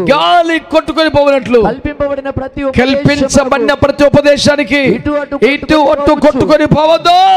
చేతులెత్తి స్తోత్రం చెప్పండి, అందరు చెప్పండి మంచిగా హల్లెలూయా. ఇదిగో దేవుని వాక్యము నీతో మాట్లాడుతున్న సత్యమును శ్రద్ధగా ఆలకించండి. మనమక మీదట మనుష్యుల మాయోపాయము చేత తప్పు మార్గములకు యుక్తితో వంచనతో కల్పించబడిన ప్రతి ఉపదేశానికి అటు ఇటు కొట్టుకొని పోకుండా సత్యములో స్థిరపడాలని చెప్పాడు. స్తోత్రం చెప్పండి. అదేదో పెద్ద సూపర్ పాయింట్ లాగా మీరు యేసు ప్రభు దేవుడు ఒక్కడైతే మీలో మీకు ఇన్ని బోధలు ఎందుకంటే మాలో ఉన్న వాళ్ళందరూ మా ఊళ్ళో అయితే ఇన్ని బాధ ఎందుకు? దేవునికి స్తోత్రం. 12 మందిలో ఒకటి తేడా మాట్లాడరా? 12 మందిలో ఒకటి తేడా లేడు. ఓసారి గొడ్డలి ఒక మహావృక్షం, నేను చెట్టు 100 సంవత్సరాల వయసు నీకు, నువ్వు ఊరంతా మింగేసి ఎలా ఉన్నావు నువ్వు? నేను ఇంత గొడ్డల్ని కానీ నేను దెబ్బకి నరికేసాను చూసావా? నా దెబ్బకి నేలను పడిపోయావు నువ్వు. కాబట్టి 100 ఏండ్ల వయసున్న మహావృక్షం కంటే చిన్న గొడ్డలి నేనే పవర్ఫుల్ అని గొడ్డలి చెట్టు మీద వ్యంగ్యంగా మాట్లాడిందట. అప్పుడు ఆ చెట్టు అందట నేల పడిపోయి, నా కర్ర నీలో జారకపోతే నువ్వు నన్ను కొట్టలేవులే అందంట. స్తోత్రం చెప్పండి. మావోడు వచ్చి నీలో జారబడిగా నీకు తిప్పలు వచ్చింది. ఇస్కరియోతు వెళ్ళపోతే పేచీ ఏముంది? వాళ్ళు ఎంత పళ్ళు పట్ట కొరికినా మనోడు వెళ్ళి నమ్మ పరమెత్తవా అమ్మేస్తారన్నాడు. అట్టొచ్చింది తిప్పలు. కానీ ఉపదేశం పేరు చెప్పి, అభిషేకం పేరు చెప్పి, స్తోత్రం చెప్పి, నేను పాస్టర్ గారిని, నేను సేవకుడిని, హల్లెలూయా దేవుడు దర్శనమిచ్చాడు, నన్ను పంపించాడు, ఇట్ట మాట్లాడుతుంటే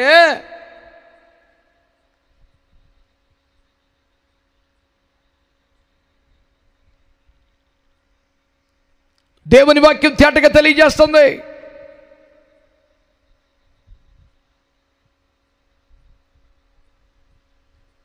తప్పు మార్గములకు లాగు కొయ్యుతో వంచనతో కల్పించబడ్డ రకరకాల బోధలు చేశాయి. 1 తిమోతి పత్రిక 4:1 దయ్యముల బోధ, మోసపరచు ఆత్మలు, వాటి వల్ల ఇన్ని బోధలు పుట్టుకొచ్చి నేను చెప్పాడు. దేవునికి స్తోత్రం కలుగునుగాక. అందరు చెప్పండి గట్టిగా హల్లెలూయా. కాబట్టి దేవుని బిడ్డలారా శ్రద్ధగా దేవుని వాక్యమును ఆలకించగలిగితే పరిశుద్ధాత్మ దేవుడు మనకు నేర్పుతున్న పాఠం ఏమిటి? రకరకాల తప్పుడు బోధలు, రకరకాల విధానాలు సంఘంలోకి వచ్చేసాయి, లోకంలోకి వచ్చేసాయి. అలాంటి బోధలు చెప్పేవాడు శాపగ్రస్తుడైపోతాడు. పోనండి అయ్యారు బాధపడతాడు. మనం ఏం చేయాలా? 2 యోహాను పత్రిక తీయండి. మనం ఏం చేయాలా? 2వ యోహాను పత్రిక ఎన్ని అధ్యాయాలు ఉన్నాయి? 10వ వచనం చదువు. ఎవడైనను ఈ బోధను తేక మీ వద్దకు వచ్చిన ఎడల వానిని మీ ఇంట చేర్చుకొనవద్దు, అది శుభమని వానితో చెప్పను వద్దు. అసలు వందనాలు కూడా చెప్పొద్దు అంటుంటే దేవునికి స్తోత్రం చెప్పండి. ఎవడైనా ఈ బోధన తేక, అపోస్తుల బోధన తేక, ఆది అపోస్తుల ఉపదేశాలు తేక, కల్పించబడ్డ బోధ, ఈ బోధ, ఒకడేం పరలోకం తల్లి అన్నాడు, ఒకడేం మరుమోని అన్నాడు, ఒకడేం ఇంకోటి ఇంకెవరో ప్రవక్త అంటాడు. ఎవడైనా ఈ బోధను తేక వేరొక బోధతో కొంపలోకం చొరబడితే వాడి ఇంట్లోకి రానివ్వకండి, కనీసం వాడికి శుభం వందనాలు కూడా చెప్పాకని అన్నాడు. అంటే బోధ కొరకు మనం ఎంత ఖచ్చితంగా ఉండాలో మీకు అర్థమవుతుందా? హలో కానీ అపోస్తుల బోధ విషయంలో జపనీ గారు కొంచెం గట్టిగానే ఉంటాడండి. అయ్య బాబాయ్, జపనీ గారు ఉంటాం కదా, అందరం ఉండాలి. వచ్చిన సావది మావుడు ఒకడు అన్నాడు, అయ్యగారు నీకెంత సందా ఇమ్మన్నంత సందే తగ్గ నా కొడుకు మటుకి ఎక్కలేసుగా దగ్గరుండి తండ్రి కుమార పరిశుద్ధాత్మ పేరు మీద 3 ముళ్ళు వేయించే అన్నాడు. నాకు సందా ఎంత కాలుతా అంత ఇద్దాడంట. నిజంగా ఇస్తావా అన్నాను. ఇస్తాను. అయితే పెళ్లి క్యాన్సిల్ చేసి అన్నాను. నేను అనుకుంటాను ఏమన్నా నువ్వేదో ఇట్లాంటి పిత్తలాటకి పెడతావు నాయనో, ఎకరాలకు సంబంధం ఒకటే కూతురంట, 3 ఎకరాలు ఆస్తి ఉందంట, కొబ్బరి చెట్లు ఉన్నాయంట, అన్ని ఖాయం చేసుకున్నాక ఇప్పుడు క్యాన్సిల్ చేయమంటావా నువ్వు? మరి నన్ను మారిపోమంటున్నాడుగా, బోధలోంచి బయటకు రమ్మంటున్నాడుగా. సంద ఇస్తాడంట, నేను తండ్రి యొక్కయో కుమారుని యొక్కయో పరిశుద్ధాత్మ యొక్కయో వేసాయి 3 ముళ్ళు వేసి అనాలంట. నేను ఇప్పుడు ఈ త్రియేక దేవునికి 3 ముళ్ళకి ఏంటో సంబంధం? వీడు సెట్ చేశాడట కోటం. బైబిల్లో ఏమనుంది? ప్రసంగి 4:12 3 పేటల తాడు త్వరగా తెగదు కదా అన్నాడు. క్రైస్తవ వివాహ బంధం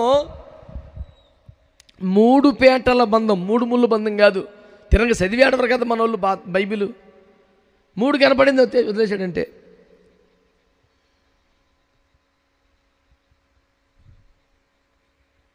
మూడు పేటల బంధం అనకూడదు, 3 ముళ్ళ బంధం ఫిక్స్ అయిపోయాడు. అక్కడ చెప్పిన 3 పేటలు ఏంటి? ఒక పేట పెళ్లి కొడుకు, ఒక పేట పెళ్లి కూతురు, మధ్యలో యేసుప్రభు ఉండాలైనా మీ జీవితంలో. ఆయన చుట్టూ పెనవేయబడాలి, ఆయన మీదగా అల్లుకోవాలి, ఆయన పక్కన పెట్టి నిర్ణయాలు చేయకూడదు, ఆయన పక్కన పెట్టి సొంత పెత్తనం చేయకూడదు, ఆయన మధ్యలో పెట్టుకొని బతకండ్రా, మీ బంధం గట్టిగా ఉంటుందని యేసుప్రభు చెప్తే ఈడు తీసేశాడు. పేటలను తీసేసి ఇంటికాడి పేరుకు వచ్చేసాడు, పశువులో ముంచేసి 3 ముళ్ళు వేసేయబడ్డాడు. దానికి మళ్ళీ నేను పక్కన ఉండి తండ్రి యొక్కయు వేసే పర్లేదు, కుమారుడు యొక్క ఇంకొకటి.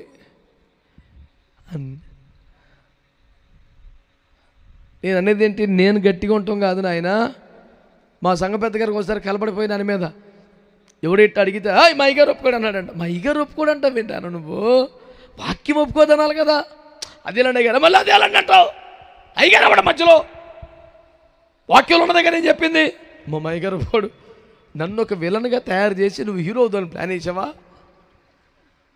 దేవునికి స్తోత్రం. అమ్మ మావాడు ఒప్పుకోడు, అసలు అమ్మ కుదరదు, అంత అసలు ఒప్పుకోడు, కుదరదు అంటే మనోడు పెద్ద మధ్యవర్తి పాత్ర. అన్నా కొంచెం అడిగి చూడన్నా. నేను అడుగుతాను, మరి నీ మాట కాదన్నా, అసలు ఒప్పుకోడు, నాకు తెలుసుగా మావాడు. ఇప్పుడు బయట సాక్ష్యం ఏంటి? సంఘ పెద్దలు కూడా ఒప్పుకోను, నా పాస్టర్ గారే పన్నెత్తలేదు. అది అన్నొప్పుకోడు అయ్యొప్పుకోడు కాదురా, అయ్యేవాడు అన్నేవాడురా, మధ్యలో వాక్యం వద్దంటే.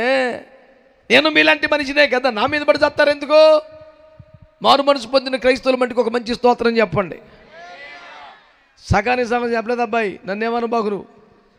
మా ఊరు వచ్చి మా ఊళ్ళో అంటా ఉండు. మళ్ళీ వాక్యంలో ఉన్న మాట ఏంటంట?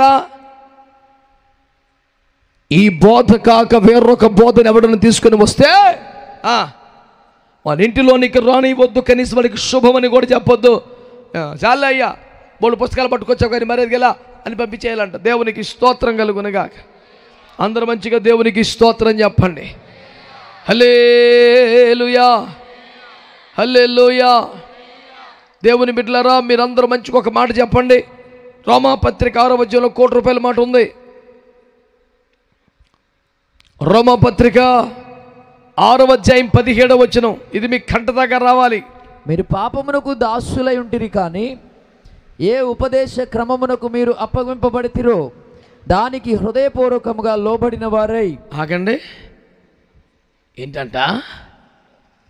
ఏంటండి మాట? మీరు ఒకప్పుడు పాపాలు ఉన్నారు, లోకంలో ఉన్నారు, శాపంలో ఉన్నారు, కానీ ఏ ఉపదేశ క్రమమునకు మీరు అప్పగింపబడితిరో. స్తోత్రం చెప్పండి. ఏ ఉపదేశ క్రమమునకు మీరు అప్పగింపబడితిరో దానికి హృదయపూర్వకంగా లోబడిన వారై పాపము నుండి విమోచించబడితిరి. ఇప్పుడే వచ్చిన భక్తుల బట్టి స్తోత్రం చెప్పండి గట్టిగా. హల్లెలూయా చెప్పు.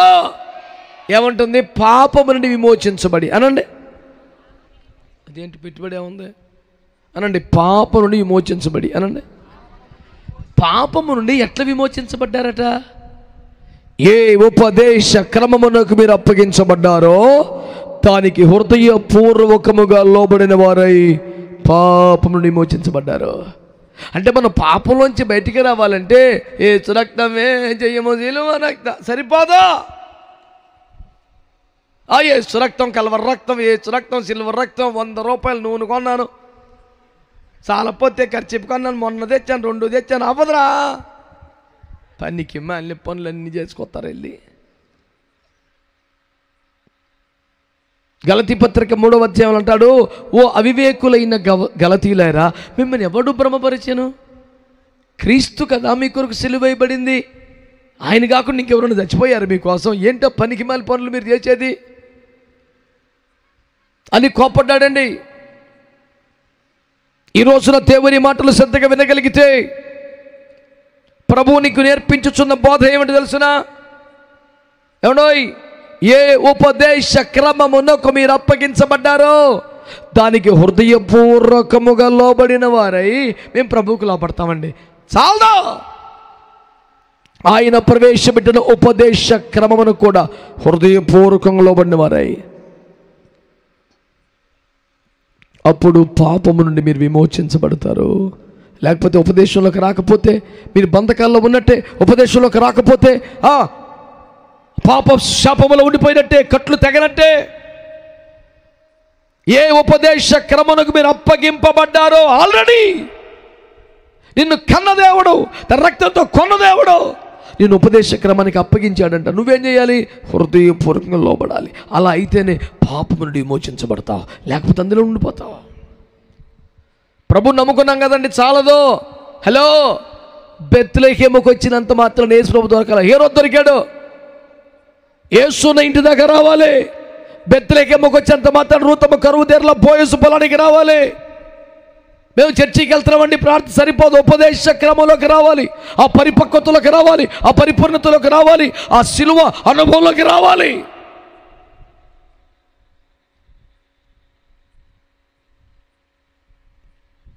ఎంత విజయంలో వచ్చారండి. దేవుని మాటలు కాదు, విను. అది అపోస్తలులు చెప్పినట్లే సువార్త చెప్పారా? అపోస్తలులు చెప్పినట్లే ఉపదేశం చెప్పారా? ఏ ఉపదేశాన్ని క్రమానికి మనం అప్పగించబడ్డామో అదే చెబుతున్నారా? వేరొకటి చెబితే అట్టివన్నీ చాలనివద్దు, వందనం కూడా చెప్పొద్దని వాక్యం చెబుతుంది. పిచ్చి పిచ్చి బోధలు, నోటుకొచ్చినట్టు మాట్లాడడం, ఏకలో పక్కలో వ్యర్థమైపోయింది వ్యవహారం అంతా. ఇది వాక్యాలు ఏం చెబుతున్నాయి మనకి? ఒకటా రెండా?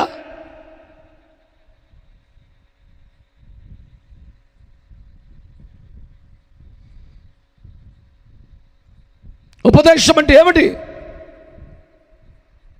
దేవుని వాక్యాన్ని శ్రద్ధగా మనం తెలుసుకునే ప్రయత్నం చేద్దాం. ఎందుకంత పట్టింపు? పోన్లేండి అయ్య గారు, ఈ ఎందుకు అలాగా పోనేమండి? ఏంది? మన ఆస్తితో మన వ్యవహారం అయితే మా ఇంటి పక్కన ప్రారీ గోడ కట్టుకుందామంటే యేసు రక్తం ఏం చేయం? మా ఇంటి పక్కన ఒప్పుకోలేదు, నువ్వు నా దాంట్లోకి వచ్చేసావన్నాడు.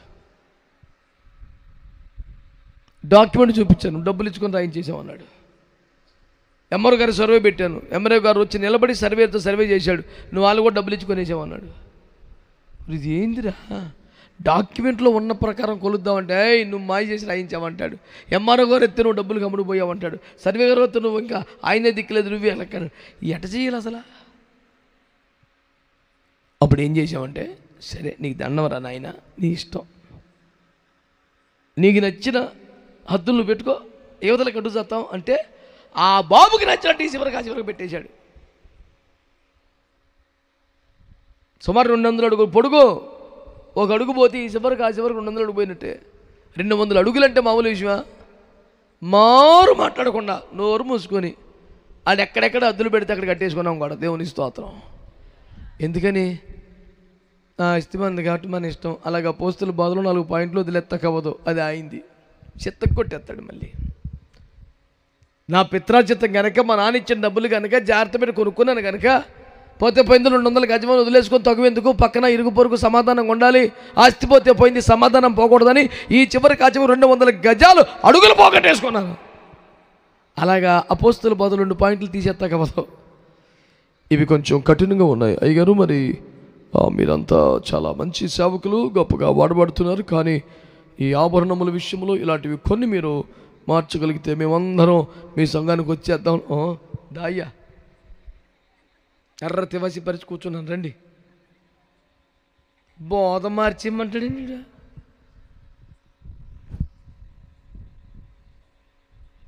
లేకపోతే విశాఖపట్నంలో మా గుడికి సరిపోద్ది అంటే అసలు అన్నీ మార్చొద్దు, 2 మార్చమన్నాడు. ఆ 2 గలగల్లే,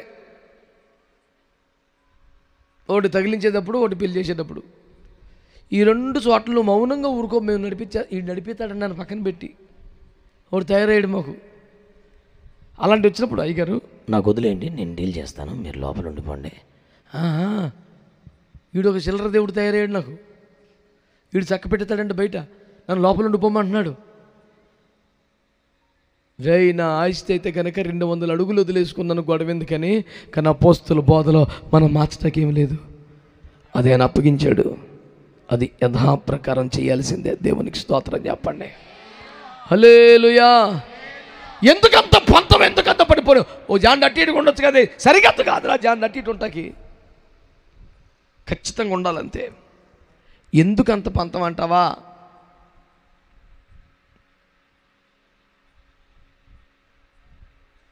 కొరింథీ రాసిన మొదటి పత్రిక 3వ అధ్యాయం 10-11 వాక్యాలు చదవండి.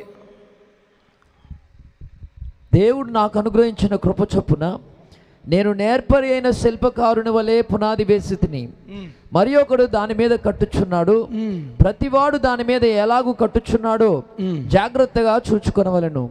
వేయబడినది తప్ప మరి ఒక పునాది ఎవడును వేయనేరడు. స్తోత్రం చెప్పండి గట్టిగా, క్రీస్తే. చెప్పండి గట్టిగా. హల్లెలూయా.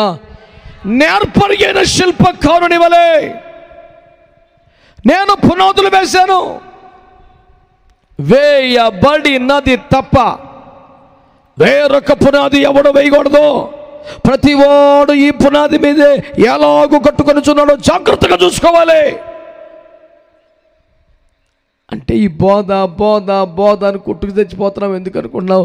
అది వినే మాటలు కాబట, అది అట మనల్ని మనం కట్టుకోవలసిన పునాది. అందరు చెప్పండి, ఏంటది? పునాది. పునాది. ఎందుకంత పట్టింపండి? ఏదో ఒకటిలేండి, ఒకళ్ళు అలా చెప్తారు, కరెక్టే. ఇక్కడ మాట ఏంటంటే వంకాయ కూర వండుకోవాలి,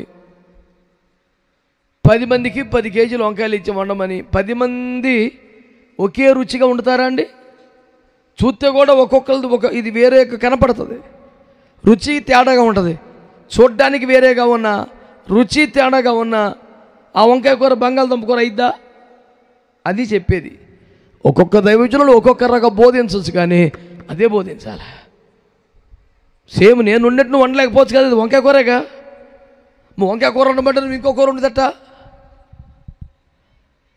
ఒక్కొక్క దైవజనుడు ఒక్కొక్క శైలితో బోధించవచ్చు, ఒకవేళ ఒక్కొక్కరితో ఒక్కొక్క విధానం అవ్వచ్చు, కానీ వేరొక బోధించడం లేదు. అపోస్తుల బోధ మాత్రమే చెప్పాలి. చేతులెత్తి దేవునికి స్తోత్రం చెప్పండి.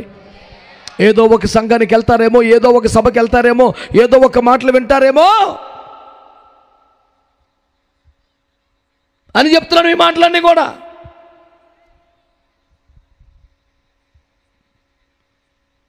రెండవ కొరింథీ పత్రిక 11:3 చదువునానా.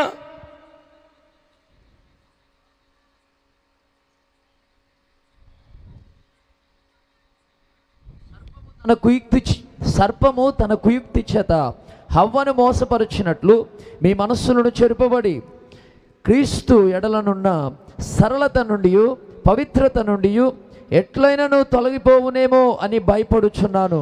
పౌలు గారి భయం ఏంటి తెలుసా? ఎఫెసులో మృగములతో భయపడ్డాడు, మృగములతో పోరాడాడు, చెరసాలలో భయపడ్డాడు, కొరడా దెబ్బలు తిన్నాడు, బెత్తములతో కొట్టబడ్డాడు, భయంకరమైన కోర్టులకి తిప్పారు. దేనికి భయపడలా, సింహంలా నిలబడ్డాడు. కానీ ఒక్కసారి మాత్రం భయపడిపోతున్నాడు బాబయ్యో అంటున్నాడు. దేనికి భయపడతాడంట? కష్టపడి మీకు సువార్త చెప్పాను, ఒక్కడే పురుషుని క్రీస్తుకు ప్రదానం చేశాను.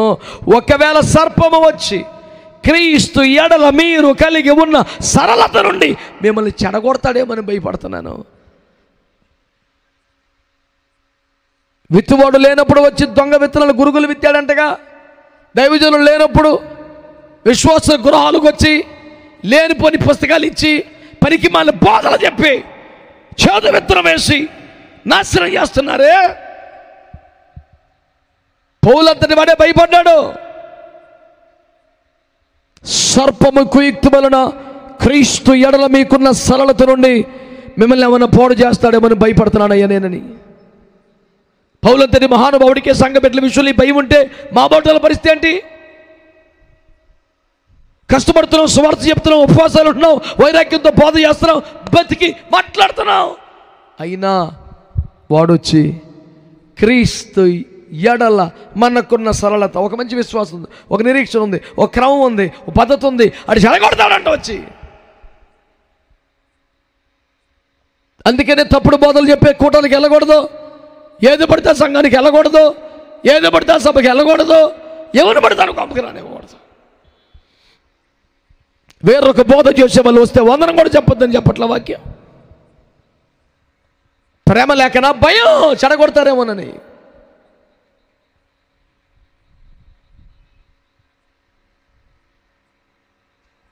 అందుకనే దేవుని వాక్యం మాట్లాడుతుంది, సువార్త కూడా ఉపదేశ ప్రకారమే, ఉపదేశ క్రమానికి అప్పగించుకొని హృదయపూర్వకంగా లోబడితేనే పాపను విమోచించబడతావు. అంత ఉపదేశం అదే మనకు పునాది. ఆ పునాది మీద కట్టుకుంటేనే దేవుని ఆలయం అవుతాం. ఎఫెసీ పత్రిక 2:20 క్రీస్తు యేసే ముఖ్యమైన మూలరాయి అయి ఉండగా అపోస్తలులు ప్రవక్తలు వేసిన పునాది మీద మనము దేవుని ఆలయముగా కట్టబడుచున్నాం. స్తోత్రం చెప్పండి గట్టిగా, హల్లెలూయా. ఉపదేశమే మనకు పునాది అనండి, అందరు చెప్పండి గట్టిగా, హల్లెలూయా. వేరొక పునాది మీద కట్టబడొచ్చా? వేయబడిన తప్ప వేరొక పునాది ఎవడు వేయకూడదు. ప్రతివాడు ఆ పునాది మీద ఎలా కట్టుకున్నాడో జాగ్రత్త చూసుకోండి. అపోస్తలులు వేసిన పునాది మీద ఉండాలి. పరిశుద్ధులకు ఒక్కసారి అప్పగించబడ్డ బోధన వినాలి. వేరొకరు బోధ వస్తే రానివ్వకూడదు, కనీసం మాట్లాడకూడదు. మన అవ్వ ముందుగా పెద్దమ్మ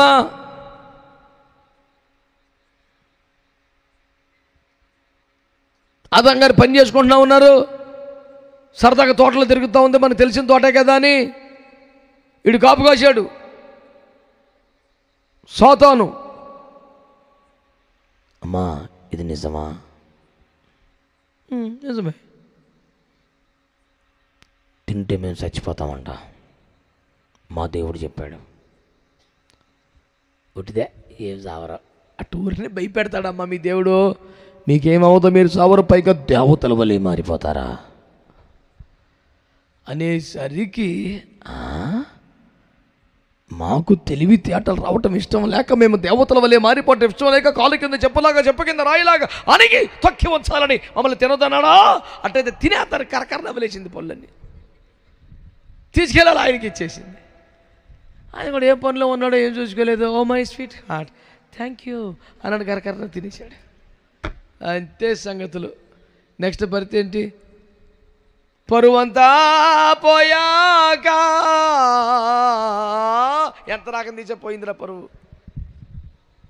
చెట్టుకొకరు పొట్టకొకరు కదా, ఇద్దరు చెట్టు అనగలే. తోటలో తిరిగి నచ్చిన కాయ కోసుకొని తినేవాళ్ళు ఉండాలి, ఇష్టం అండి. మనలాగా గాలి దుమ్ముకు రాలికాయలు వేసుకొని దెబ్బలు తినే పరిస్థితి లేదు. ఈ వారంలో పడిపోయిన వర్షాలకు అందరూ గోల పెడుతున్నారు. ఇక పచ్చడి ఏం పట్టుకుంటాం నాయనో, పురుగు వచ్చేస్తుంది నాయనో, నిలవండదు నాయనో, ప్రియా పచ్చడి లెగ్గైతే నాయనో అని గోల పెట్టేస్తున్నారు రైతులు. ఈ వారం అంతా కృష్ణా జిల్లాలో తిరుగుతున్నా అటు ఇటు. నేను ఎటు పోయినా పచ్చడి మాటలే.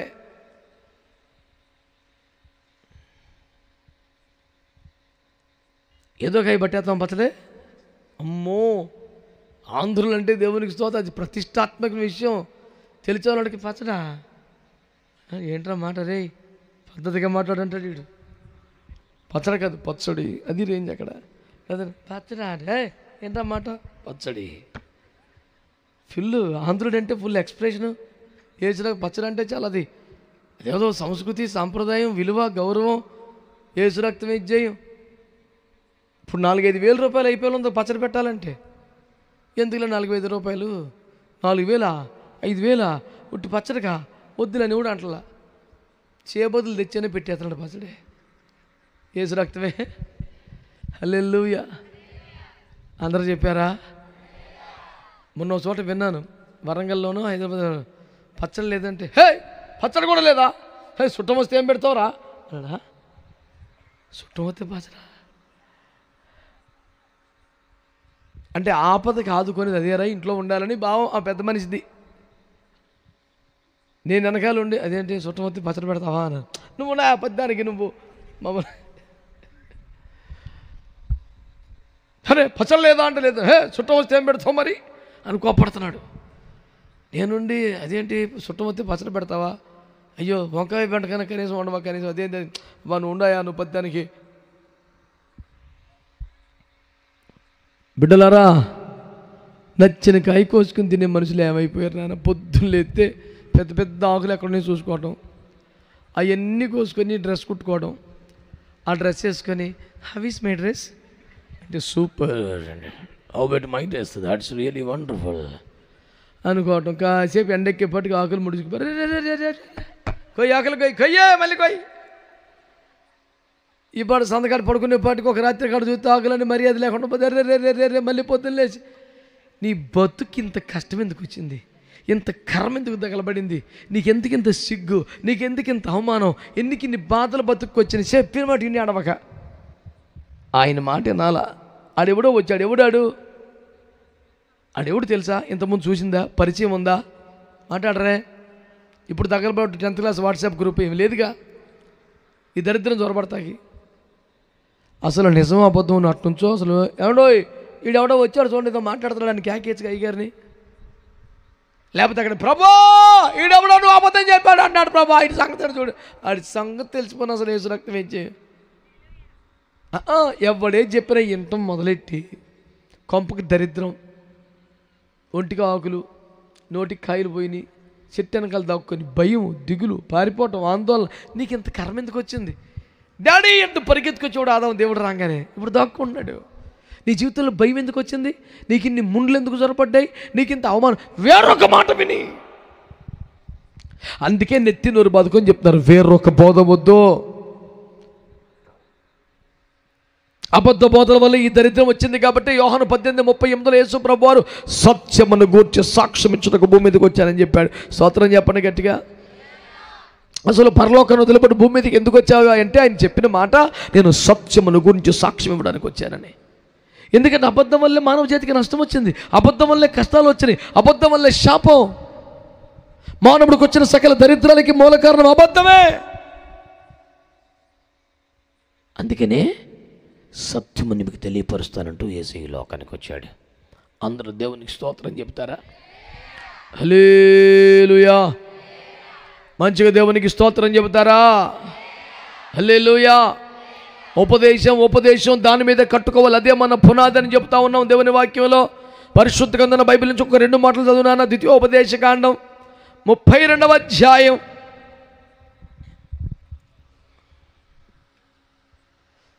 2వ వచనం చదివిపెట్టు. నా ఉపదేశము వానవలె కురియును, నా వాక్యము మంచు వలెను, లేతగడ్డి మీద పడు చినుకుల వలెను, పచ్చిక మీద కురియు వర్షము వలెను ఉండును. స్తోత్రం చెప్పారా? ఉపదేశం ఎట్లుంటుందంట? వర్షం పడ్డట్టు పడిపోద్దంట. ఓ మొక్క చదవటం, ఓ స్టోరీ చెప్పటం. ఓసారి నేను అక్కడికి వెళ్ళినప్పుడు ఒక ఆంటీ గారు ఓ గంట తినేస్తాడు వీడు, మళ్ళీ ఎప్పుడు కూడా చదువుతాడు. మొన్నోసారి మళ్ళీ ఒక స్టోరీ. ఈ దరిద్రం అలాగుండదు. ఉపదేశం వర్షం కురిసినట్టు కురుస్తుందంట. దేవునికి స్తోత్రం కలుగును కాక. ఇంకేం సొల్లు సోది ఉంటాకలేదు. స్తోత్రం చెప్పండి. అన్ని వాక్యమే చెప్పాలి. పలానా రెఫరెన్స్, పలానా అక్కడ చెప్పాడు, ఇది చెప్పాడు, అది చెప్పాడు, ఇది చెప్పాడు. ఉపదేశం అంటే ఒక వర్షం అంటే పడిపోతాయి అంతే. దేవునికి స్తోత్రం కలుగును గాక. 119వ కీర్తన 56వ వచనం చదవండి. 119:56. మీ ప్యానం సుఖం అవి తిప్పలేదు మీకు అసలు. దేవునికి స్తోత్రం. దేవుడు మీకు గొప్ప విడుదల ఇచ్చాడు. ఆ 119:56 చదువునన్నా. నీ ధర్మశాస్త్రమును నీ ఉపదేశమును అనుసరించి నడుచుకొనుచున్నాను, నీ ఉపదేశమును అనుసరించి నడుచుకొనుచున్నాను. ఇదే నాకు వరముగా దయచేయబడి ఉన్నది. ఎంత చక్కని మాట అండి. నీ ఉపదేశమే వరం, నీ ఉపదేశమే పునాది, నీ ఉపదేశమే వర్షం, నీ ఉపదేశమే ఒక వరం. స్తోత్రం చెప్పొచ్చుగా. ఏం పెద్ద అలసిపోయారు చెప్పండి గట్టిగాను. నీ ఉపదేశమును అనుసరించి నడుచుకొనుచున్నాను, ఇదే నాకు వరముగా అనుగ్రహించబడింది. ఉపదేశం అంటే భారమా? ఉపదేశం అంటే సిలువ? ఉపదేశం అంటే శ్రమ? బాబోయ్, ఈ జపన జాతిని యాగేజం అంటే పెళ్లిలో ఇదే గొడవరా. సావుకు వచ్చినా ఇదే మళ్ళీ చంపేస్తాడు మనల్ని. మనే నిన్న ఎవడు బతి వెళ్ళరా క్యాకేమని. నీ గురించి ఉపదేశం మార్చేసుకోమంటావు మమ్మల్ని? మొన్న ఒకడు మెయిన్ లైన్ చర్చ్ అంట, అది మరి సైడ్ లైన్ ఏంటో నాకు తెలియదు, కానీ మీరు మాట్లాడేసుకోండి. మాది కొంచెం మెయిన్ లైన్ చర్చ్ అన్నా, మీరు కొన్ని విషయాలు చెప్పా మాట ఏంటో. మీరు మరి అనుభవనీయులు, మీకు తెలుసు అనుకున్నా, నాకు తెలియదు నాయన, చెప్పు. ఆ 2 పాయింట్లే, ఆ 2 టచ్ అయ్యిద్ది అన్నాడు నన్ను.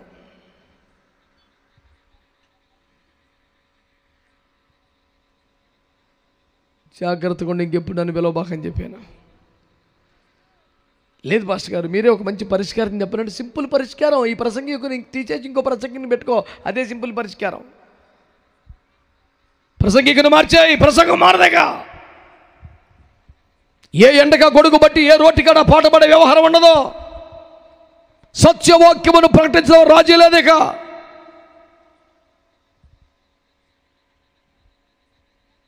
నీ ఉపదేశమును అనుసరించి నడుచుకొనిచున్నాను, నాకు అదే వరం. నీకు అది భారంగా ఉందేమో, నాకు అది వరం. అదే దేవునికి స్తోత్రం కలుగునే గాక. అపోస్తుల కార్యాల గ్రంథం 18వ అధ్యాయం,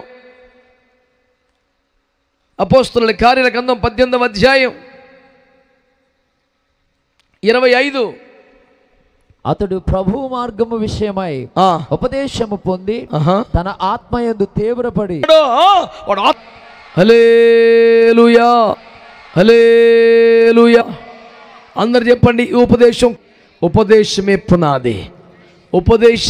ఉపదేశమే మనకు విమోచన కలిగిస్తుంది అంటే ఉపదేశం మీదే కట్టుకోవాలి. ఉపదేశమే వర్షం, ఉపదేశమే వరం, ఉపదేశమే ఆత్మలో తీవ్రత కలిగిస్తుంది. దేవునికి మహిమ కలుగునుగాక. హల్లెలూయా. అందుకని వాక్యం ఏం చెప్తుంది? ఉపదేశ క్రమమునకు అప్పగించబడుతున్న దానికి హృదయ పూర్వకముగా లోబడిన వారై మీరు పాపము నుండి విమోచించబడాలని దేవుని వాక్యం తెలియజేస్తుంది. ఇంతకీ యేసయ్య ఏం చెప్పాడో అపోస్తలులు మళ్ళీ వాళ్ళు తీసుకెళ్ళి అదే చెప్పాలి. దాని పేరే అపోస్తలుల బోధ, ఉపదేశం అనుకున్నాం. అయ్య బాబోయ్, ఇప్పుడు మొదలెడతాడా? ఇప్పుడే కదా వచ్చారు. దేవుని స్తోత్రం. హల్లెలూయా. పాపం పిల్లోడు బక్కోడు పెట్టుకున్నదే ఒకరోజు కోటం, దానికి మీరు వచ్చిందే ఇప్పుడు తిరుగుబాటు చేసుకొని ఈలో పలిసిపోతే ఎలాగూ? దేవునికి స్తోత్రం చెప్పండి గట్టిగా. హల్లెలూయా. యేసయ్య ఏం చెప్పాడు అనండి. సింపుల్, కొండ మీద ప్రసంగం అనండి. మత్తయి సువార్త 5వ అధ్యాయం, 6వ అధ్యాయం, 7వ అధ్యాయం, ఈ 3 అధ్యాయాలు కలిపితే ఒకే ఒక ప్రసంగం, కొండ మీద ప్రసంగం. నేను చెప్పేస్తానండి సింపుల్గా. ఇప్పటికే ప్రభువా నీ చిత్తమైతే ఈ పాత్ర మా ఎదురు తొలగించుము అన్నట్టు పేజీలు పెట్టారు. దేవునికి స్తోత్రం. కనుక మొన్నకైనా అంటున్నాడు, నాకు ఆరోగ్యం లేక కాళ్ళు షుగర్ వల్ల కొంచెం పుండ్లు పడి చిన్న సర్జరీ నాన్న సావులు తెచ్చి కట్లు కట్టుకొచ్చి నేను కూర్చుంటే, నీకేం బాబా కూర్చొని తీరిగ్గా చెప్తావు? తీరిగ్గా కూర్చుంటాం కాదురా, రోగం వచ్చి కూలబడ్డాను నేను. సరే, 2వ పాయింట్, పోనీ ఆడేమన్నా గోడ కూర్చేసి అంటున్నాడా? అది దర్జా కుర్చీలో కూర్చొని ఏది? పోనీ కుర్చీలో కూర్చొని నేను చెప్తున్నాను, నువ్వేం చేస్తున్నావు? కూర్చొని వింటున్నావుగా. పోనీ కుదురుగా కూర్చున్నోడికి ఎక్కువలసిదా? నాన్ స్టాప్గా 2 గంటల వాగోడికి ఎక్కువలసిదా? నాకన్నా ఎక్కువ అలిసిపోతున్నాడు. పాయింట్ అది కాదు, ఆడి కొన్ని గుచ్చేస్తున్నాయి. చాలా ఇబ్బందిగా ఉంది. హృదయములో పడవబడి, హృదయములో మంట కలిగి తీవ్ర ఎన్ని తిప్పలు వచ్చేస్తున్నాయి. మధ్య మధ్యలో ఆమేన్ ఆమేన్ అన్నాడు. నేను ఏకీపించున్నాడు కదా అనుకుంటున్నాను. ఇంటికి వెళ్ళిపోతానని చెప్తున్నాడు వాడు. మంచోళ్ళ మట్టుకే స్తోత్రం చెప్పండి. యేసయ్య కొండ మీది ప్రసంగం అనండి.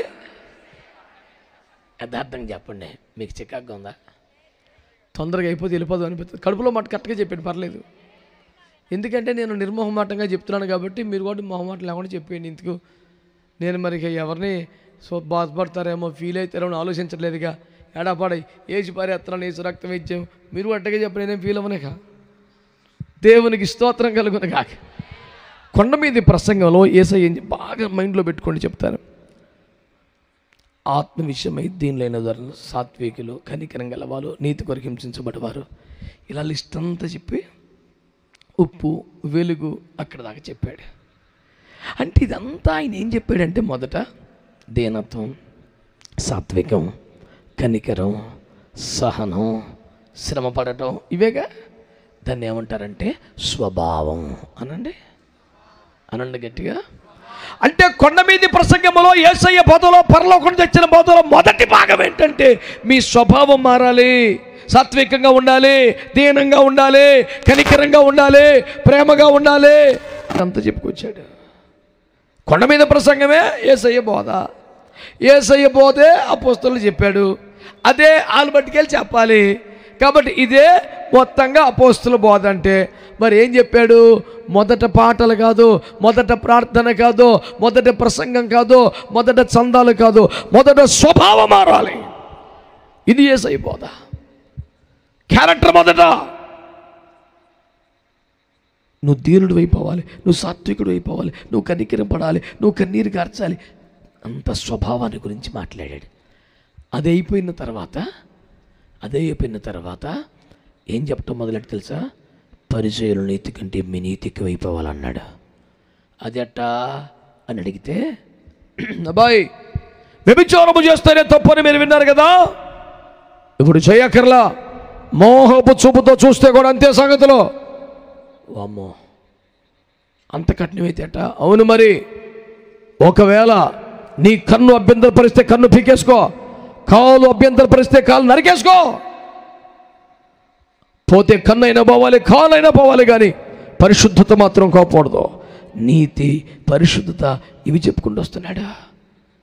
మొదటిది స్వభావం, దీనంగా సాత్వికంగా ఉండాలి. రెండవది పరిశుద్ధత కలిగి ఉండాలి. ఆమేనండి. హల్లెలూయా. సహనంగా, దీనంగా, సాత్వికంగా ఉండే స్వభావాన్ని కలిగి ఉండటం వేరు, పరిశుద్ధంగా ఉండడం వేరు. కొంతమంది చాలా మెత్తగా ఉంటారు, చాలా దీనంగా ఉంటారు. అలాగేనండి, అయ్యి బాబాయ్ అన్న అలాగేనన్నా అయ్యి అని చూస్తే అయ్యి బాబాయ్ సాత్వికము, దీన మనస్సు ప్రతిరూపం వీడేనా అనుకుంటాం. తీరా అవతలకి వెళ్ళిన తర్వాత భయంకరంలో వ్యభిచార భావంలో తేలాడు, మద్యపానంలో తేలాడు. వరదేంద్ర అంటే మనిషి మన ఎదుట మౌనంగా మెత్తగా ఉన్నాడు, కానీ వాడు హృదయంలో మాత్రం పాపానికి స్థానం ఉంది. చేతులు కట్టుకుంటున్నాడు, అలాగేనని అన్నాడు, వందనాలు అన్నాడు, ప్రేజలాడు అన్నాడు, వాటర్ బాటిల్ ఎత్తున్నాడు, మర్యాదలు చేస్తున్నాడు, కానీ అంతరంగములో పాపానికి చోటు ఉంది. ఈ రోజున దేవుని వాక్యాన్ని శ్రద్ధగా వింటున్నారా? ప్రభు తెలియచేస్తున్న అంశం ఏంటంటే, శ్రద్ధగా ఈ మాటలు వినండి బిడ్డలారా. మొదట స్వభావం మారాలి. 2 పరిశుద్ధతలోకి వచ్చేయాలి. 3 అన్నాడు, ఒక చెంప కొడితే ఇంకో చెంప చూపించమన్నాడు. పై వస్త్రం లాగితే అంగి ఇచ్చేయమన్నాడు. శత్రువు కనపడితే క్షమించమన్నాడు. హింసించే వారి కోసం ప్రార్థన చేసేమన్నాడు. ఏంటి ప్రభు టూ మంచిది అంటే మీ పరలోకపు తండ్రి పరిపూర్ణుడు కనుక మిగిలిన పరిపూర్ణులుగా ఉండటానికి ఇలా చేయాలన్నాడు. ఆమేన్. అంటే మీ స్వభావం దీనంగా, మెత్తగా, సాత్వికంగా మారాలన్నాడు. అంతరంగములో పరిశుద్ధం ఉండాలన్నాడు. ఈ క్రమంలో మీరు పరిపూర్ణులైపోవాలని చెప్పాడు. స్తోత్రం చెప్పండి. 6వ అధ్యాయం, సమయం లేదు ముగిస్తున్నాను. 6వ అధ్యాయంలో ప్రార్థనా జీవితం, ఉపవాసాల గురించి మాట్లాడాడు. 7వ అధ్యాయంలో మీరెవరికి తీర్పు తీర్చొద్దని, మీకేం కావాలన్నా దేవుణ్ణి అడిగితే ఆయన ఇస్తారని, మీరు ఫలించాలని చెబుతూ ఆఖరికి ఒక్క మాటతో ముగించారు. 24వ వచనం చదువునానా. 24:7-24 మత్తయి సువార్త. కాబట్టి ఈయన మాటలు విని వాటి చొప్పున చేయు ప్రతివాడును బండ మీద తన ఇల్లు కట్టుకున్న బుద్ధిమంతుని పోలియుండును. 3 అధ్యాయాలు వరుసగా చెప్పి ఏమన్నాడు? కాబట్టి ఈయన మాటలు విని వాటి చొప్పున చేయు ప్రతివాడు బండ మీద తన ఇల్లు కట్టుకున్న బుద్ధిమంతుని పోలి ఉంటాడు అని చెప్పాడు. స్తోత్రం చెప్పండి. అందరూ చెప్పారా? సంగమ దేవుని బిడ్డలారా, ఈ మాటలు ఆలకించండి. మీ స్వభావం దీనంగా, సాత్వికంగా మారిపోవాలి. పరిశుద్ధతలోకి వచ్చేయాలి. పరిపూర్ణత కొరకై భక్తి చేయాలి. ప్రార్థన జీవితాలు, ఉపవాసాలు కలిగి ఉండాలి. తీర్పులు తీర్చకండి. ఏది అవసరమైన దేవుణ్ణి అడగండి.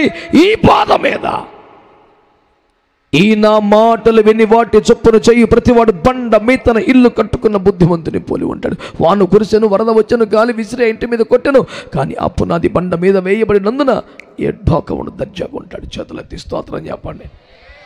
ఎవడు స్థిరంగా ఉంటాడు? ఎవడు శోధనలో పడిపోడో, ఎవడు కుటుంబం నిలబడద్ది, ఎవడు ఆత్మీయత కాపాడబడద్ది, ఎవడి సేవ నిలబడద్ది. వాక్యం చెబుతుంది, ఎవడు ఉపదేశం మీదకి వస్తాడో, ఎవడి బోధ మీదకి వస్తాడో, ఎవడి పునాది మీద కట్టుకుంటాడో వాడు మాత్రమే స్థిరంగా ఉంటాడు. నమ్మిన వారి చేతులెత్తి స్తోత్రం చెప్పండి. ఇప్పుడు గొంతెత్తి నాకు ఆన్సర్ చెప్పండి. ఏదో ఒక బోధ వినాలి. నాకు మీ జవాబు కావాలి. ఏదో ఒక బోధ విందామా? గట్టిగా చెప్పండి. ఏదో ఒక బోధ విందామా? ఏ బోధ చెప్పినా కొట్టడానికి వెళ్దామా? ఎవడు వచ్చినా కంపలోకి రానిద్దామా? ఎవడే పుస్తకం ఇచ్చినా చదివేద్దామా? వద్దు. సర్పము క్రీస్తు ఎడల మీకున్న సరళత నుండి తప్పిస్తాడేమని భయపడుతున్నానని చెప్పాడు. వేరొక బోధ రానివద్దని చెప్పాడు. అట్టి వారికి వందనం కూడా చేయొద్దని చెప్పాడు. ఉపదేశ క్రమానికి అప్పగించుకుంటే తప్ప మీరు పాపమును విమోచించబడలేరని చెప్పాడు. అదే మనకు పునాదని చెప్పాడు. దాని మీద కట్టబడితేనే వాన వచ్చిన వరద వచ్చిన స్థిరంగా నిలబడతామని చెప్పాడు. అదే వర్షములే మిమ్మల్ని దీవిస్తుందన్నాడు. అదే వరమై కూర్చుందని చెప్పాడు.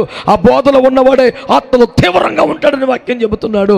ఆ బోధ మీద కట్టుకుంటేనే వాన వరద గాలి వచ్చిన నిలబడే కట్టడంగా ఉంటామని దేవుడు చెబుతున్నాడు. లోకమంతరి మీదకి రాబోతున్న శోధన కాలం కదా? భయంకర పరిస్థితులు లేవా? భయంకర ఇబ్బందులు రావటం లేదా? ఇలాంటి శోధన కాలములో, ఇలాంటి శ్రమల వరదలో నువ్వు కదల్చబడని పునాది మీద ఉండాలి అంటే, స్థిరమైన నివాసంగా నీవు ఉండాలంటే ఆది అపోస్తుల బోధ అనే పునాదికి రావాలి. కేవలం ఈ ఉపదేశమే మన జీవితాన్ని ఒక పండగగా మార్చుద్ది. అది వర్షమై మనల్ని తడుపుతుంది. అది వరమై మనల్ని ఆనందపరుస్తుంది. అది తీవ్రమై మనల్ని దేవుని కొరకు బతికిస్తుంది. అది పునాది అయి మనల్ని దేవుని కొరకు నిలబెడుతుంది.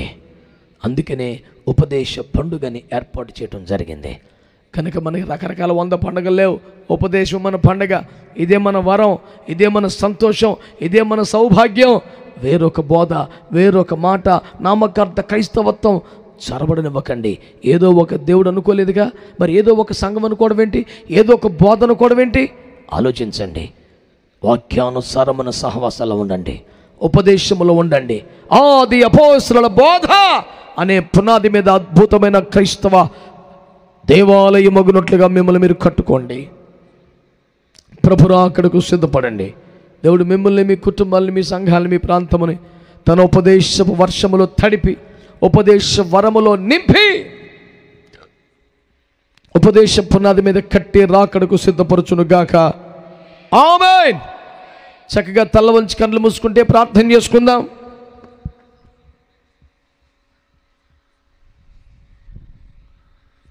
ఈ ఉపదేశ క్రమాల్లోనే కుమారుడు సేవ చేయుచున్నాడు గనుక ఏ సంఘమునకు చెందని వారు ఉంటే ఈ సంఘానికి రండి, ఉపదేశములు ఎదగండి.